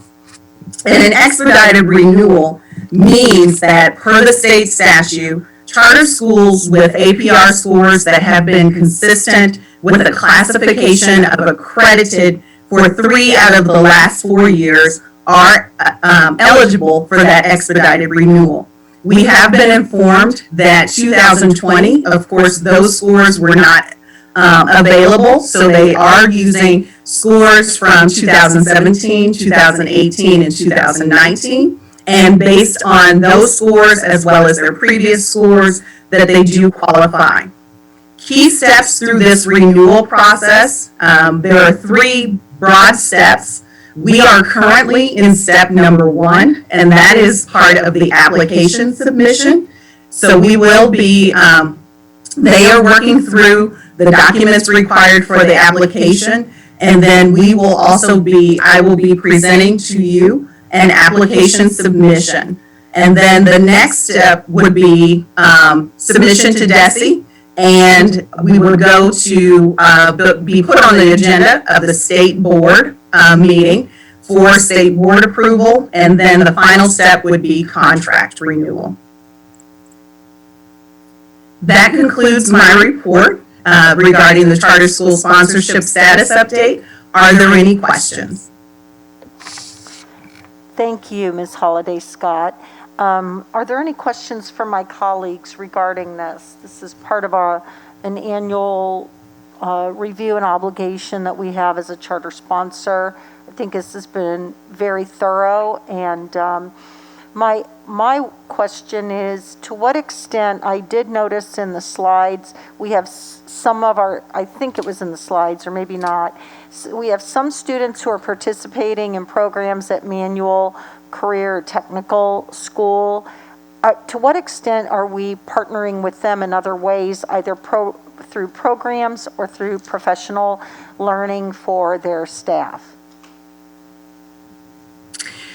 At this time, the main partnership is with, through Manual Technical Schools. They have had several students that are attending. They have been attending at least for the last 3 years.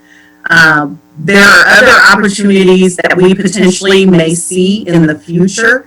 There have been preliminary discussions, but that's all they are, preliminary discussions.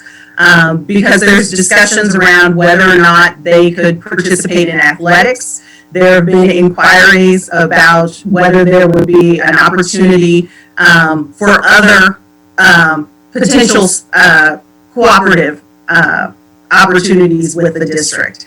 However, one thing that we do keep in mind is with any opportunity or any discussion that we have, we always have to look at how does that impact the district's resources? Does it impact the district's resources? What does that look like? For our students at Manual Tech, the students are actually, they pay tuition for the students to attend. So there are potential opportunities for us to contract other services, not just with Allen Village School, but there have been other charter schools that are potentially looking at contracting services through the district. Thank you. I hope we'll continue to look at those opportunities. Are there any other questions? All right. Hearing none, Dr. Bedell.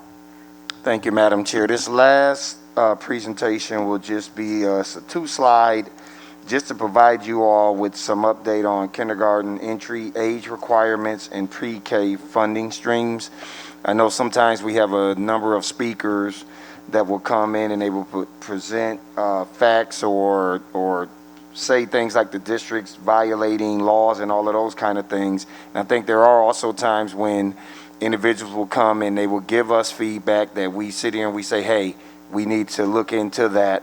So we did look into some of those comments as it pertains to kindergarten entry age requirements and pre-K funding streams.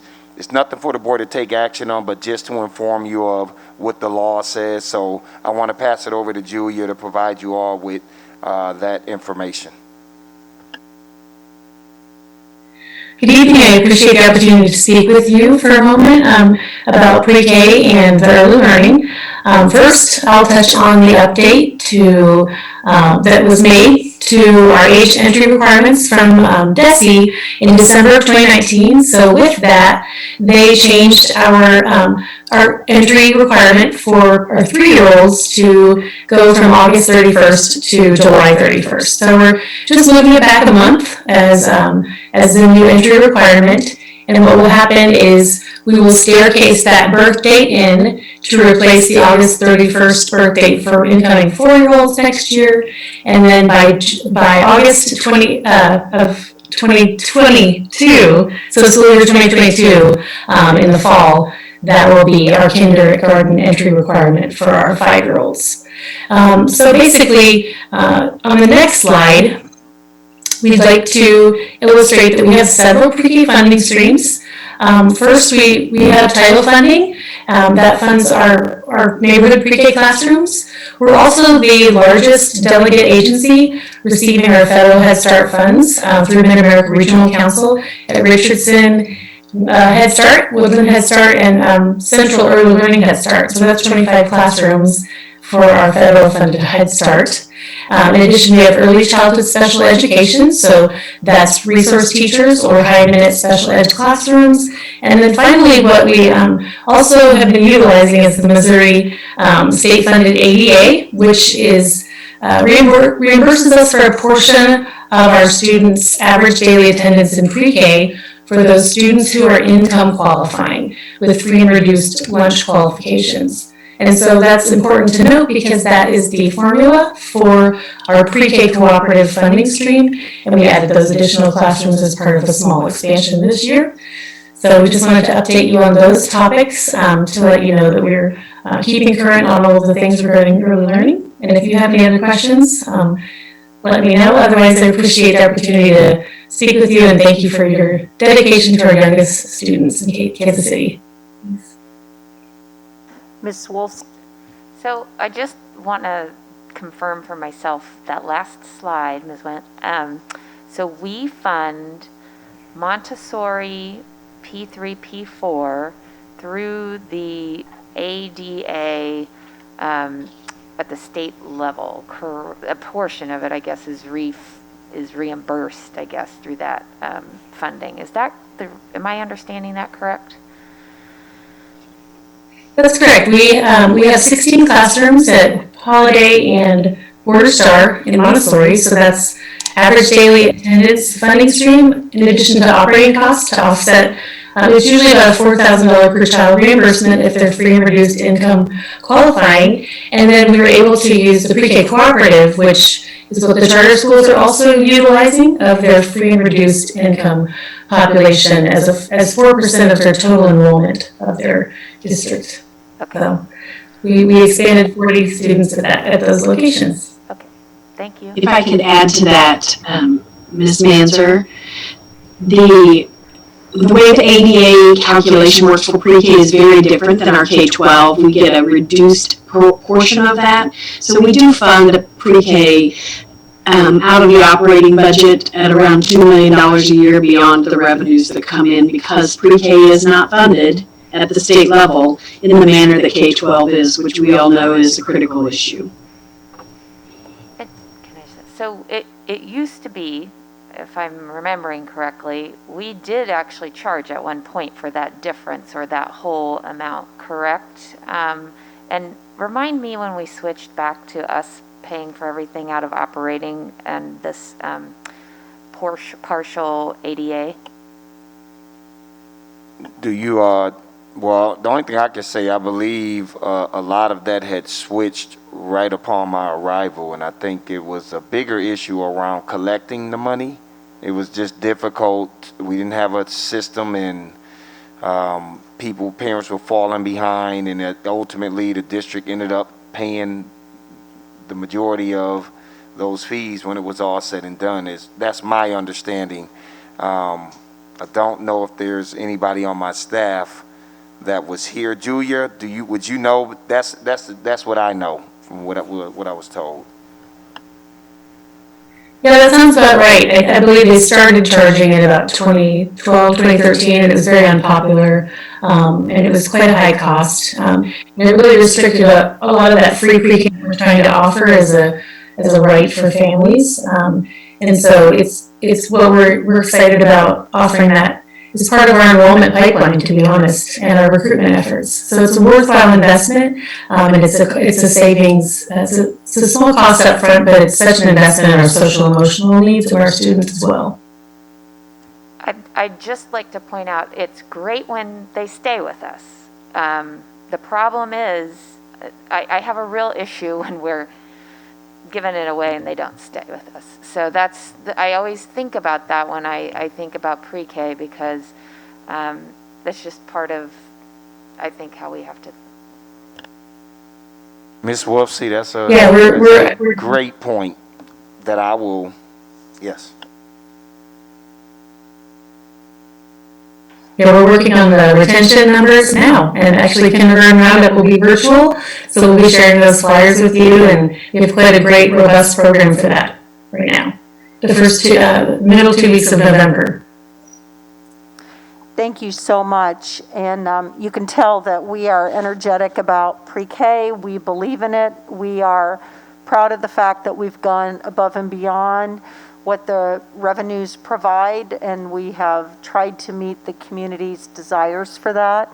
And I will stand with my colleague, Ms. Wolfsey, that anything we can do proactively to increase retention rates, we're all down for that. So thank you, Ms. Wendt.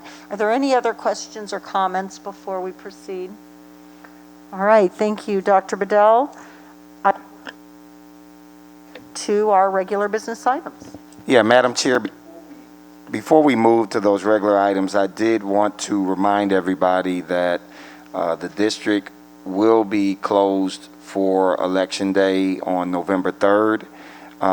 If you go to the Election Board website, you will see that there are 16 schools that will be used as polling stations this year. Those schools are Richardson, Garfield Elementary, Northeast High School, Carver Dual Language, Paseo Academy, Gladstone Elementary, Trailwoods Elementary, Truce Elementary, J. Rogers Elementary, African Centered Prep Elementary, Border Star Elementary, Pitcher Elementary, Hale Cook Elementary, Central High School, Wheatley Elementary, and Lincoln Middle School. I want to thank Darrell Davis for his work in ensuring that the school district was working in partnership with the election board to ensure that there were enough sites to try to minimize the potential wait time that our community will have to incur. And the last thing that I would say is we just, once again, we're encouraging everybody to vote. We know that we've been very intentional in this school district of going in and making sure that our students who are going to be eligible to vote are eligible to vote. And I think we have to make sure that we're encouraging this, not just in a presidential race, many of those other races on those off years and off cycles are probably even more important in helping to inform policy and how policy is going to impact our school district and our community. So we just need to make sure that we're being intentional with every single election and increasing those participation rates that tend to hover in the low upper teens. That has to go up on these off years also. So that would conclude the superintendent's report.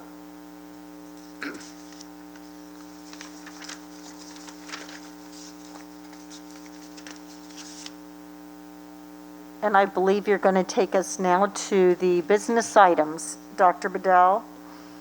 Yes, Madam Chair, thank you. The first item, we have 4 items that we're asking the board to take action on. The first one is the amended Head Start Direct Service Provider Agreement in the amount of $5,072,061.11. And this is an increase in funds totaling $343,584.25. We're asking the board to take action on that item at this time. Thank you. Are there any questions on this item before we proceed? Hearing none, it would be in order to receive a motion to approve the amended Head Start Direct Service Provider Agreement in the amount of $5,072,061.11. So moved. Second. It has been moved and seconded. Is there any debate on this motion? Hearing none, this will be a roll call vote. The secretary will please call the roll. Ms. Manser? Yes. Mr. Abarca? Yes. Ms. Cortez? Yes. Mr. Hogan? Yes. Yes. Mr. Wassers? Yes. Ms. Wolf? Yes. Thank you. That item passes. The next item, Dr. Bedell? Thank you, Madam Chair. The next item is worldwide technology. The administration is asking the board to take action on this request to spend $421,610 with WWT for staff devices as planned in the existing operating budget. WWT is a 100% minority-owned business as articulated previously. Are there any questions on this item? And I believe this is 500 units for just for our staff, as you indicated, and we have previously worked with this firm on our student devices. That's correct, Madam Chair. If there are no other questions, it would be in order to receive a motion to approve the request for worldwide technology in the amount of, where do I have it? I'm sorry. $421,610. So moved. Second. It has been moved and seconded. Is there any debate on the motion? Hearing none, this will be a roll call vote. The secretary will please call the roll. Ms. Manser? Yes. Mr. Abarca? Yes. Ms. Cortez? Yes. Mr. Hogan? Yes. Dr. Jones? Yes. Mr. Was? Yes. Ms. Wolf C? Yes. Thank you. The motion passes. Dr. Bedell, the next item, please. Thank you. The next item that we have is the administration is asking the board to take action on Freedom Interior Solutions, the amount of $297,375.23. These are funds that will allow for us to conduct the completion of the furnishings in our technology center, and will be funded with available capital projects budget. Is there any question?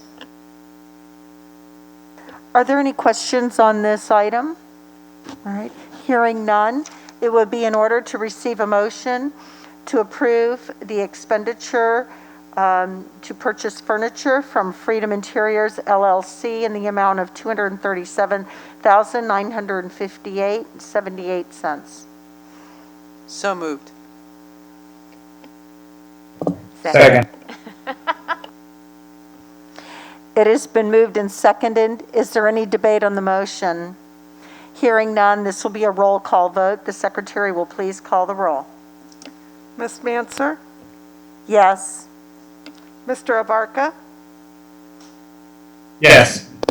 Ms. Cortez, Yes. Mr. Hogan, Yes. Dr. Jones, Yes. Mr. Wasser, Yes. Ms. Wolfsey. Yes. Thank you. The motion passes. One final, I think, regular business item here this evening. Thank you, Madam Chair. The final item is to ask the board to take action on our student information system, our new SIS system, computer information concepts that will be implemented for the 21-22 school year. This will be implemented. There's a portion of it that will be implemented as far as our enrollment aspect, but then the training and all of that needs to happen for our community will be effective for the 22-23 year. So I'm sorry on that. Yeah, I got you, Dr. B. Yeah, so we'll be doing, we'll be implementing part of it this school year, so that'll include all the stand-up and integrations from our last student information system into this new one. We'll also have enrollment with a go live in December, and that'll be this coming December, and we'll also start doing our training and getting our staff up and running and ready to use this product with a full go live next fall for the 21-22 school year. Thank you, Joe. So we're asking the board to take action on that contract in the amount of $670,641. Are there any questions on this item? Hearing no questions, the recommendation is the approval of the purchase of student information system, computer information concepts in the amount of $670,641. So moved. Second. Thank you. It has been moved and seconded. Is there any debate on the motion? Hearing none, this will be a roll call vote. The secretary will please call the roll. Thank you. Ms. Manser, Yes. Mr. Abarca, Yes. Ms. Cortez, Yes. Mr. Hogan, Yes. Dr. Jones, Yes. Mr. Wasser, Yes. Ms. Wolfsey. Yes. Thank you. The item is approved. The next item of business is approval of consent items, and it would be in order to receive a motion to approve items 1 through 32 as presented on your agenda. So moved. Second. Is there any debate on the consent agenda? Hearing none, this will be a roll call vote. The secretary will please call the roll. Ms. Manser, Yes. Mr. Abarca, Yes. Ms. Cortez, Yes. Mr. Hogan, Yes. Dr. Jones, Yes. Mr. Wasserstrom, Yes. Ms. Wolfsey. Yes. Thank you. The consent items are approved. I think there's one more update from Dr. Bedell, please. Thank you, Madam Chair. Just wanted to make sure that we introduce the business items for the November meeting. The two items that we will be coming to the board to take action on is Sun Life self-insured medical plan, stop loss insurance plan at $2.6 million, and then the CBIZ Employees Benefit Services Agreement renewal in the amount of $318,580. That's it. Thank you, Dr. Bedell.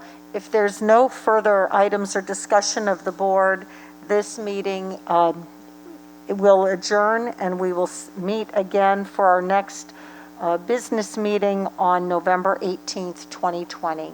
Thank you very much.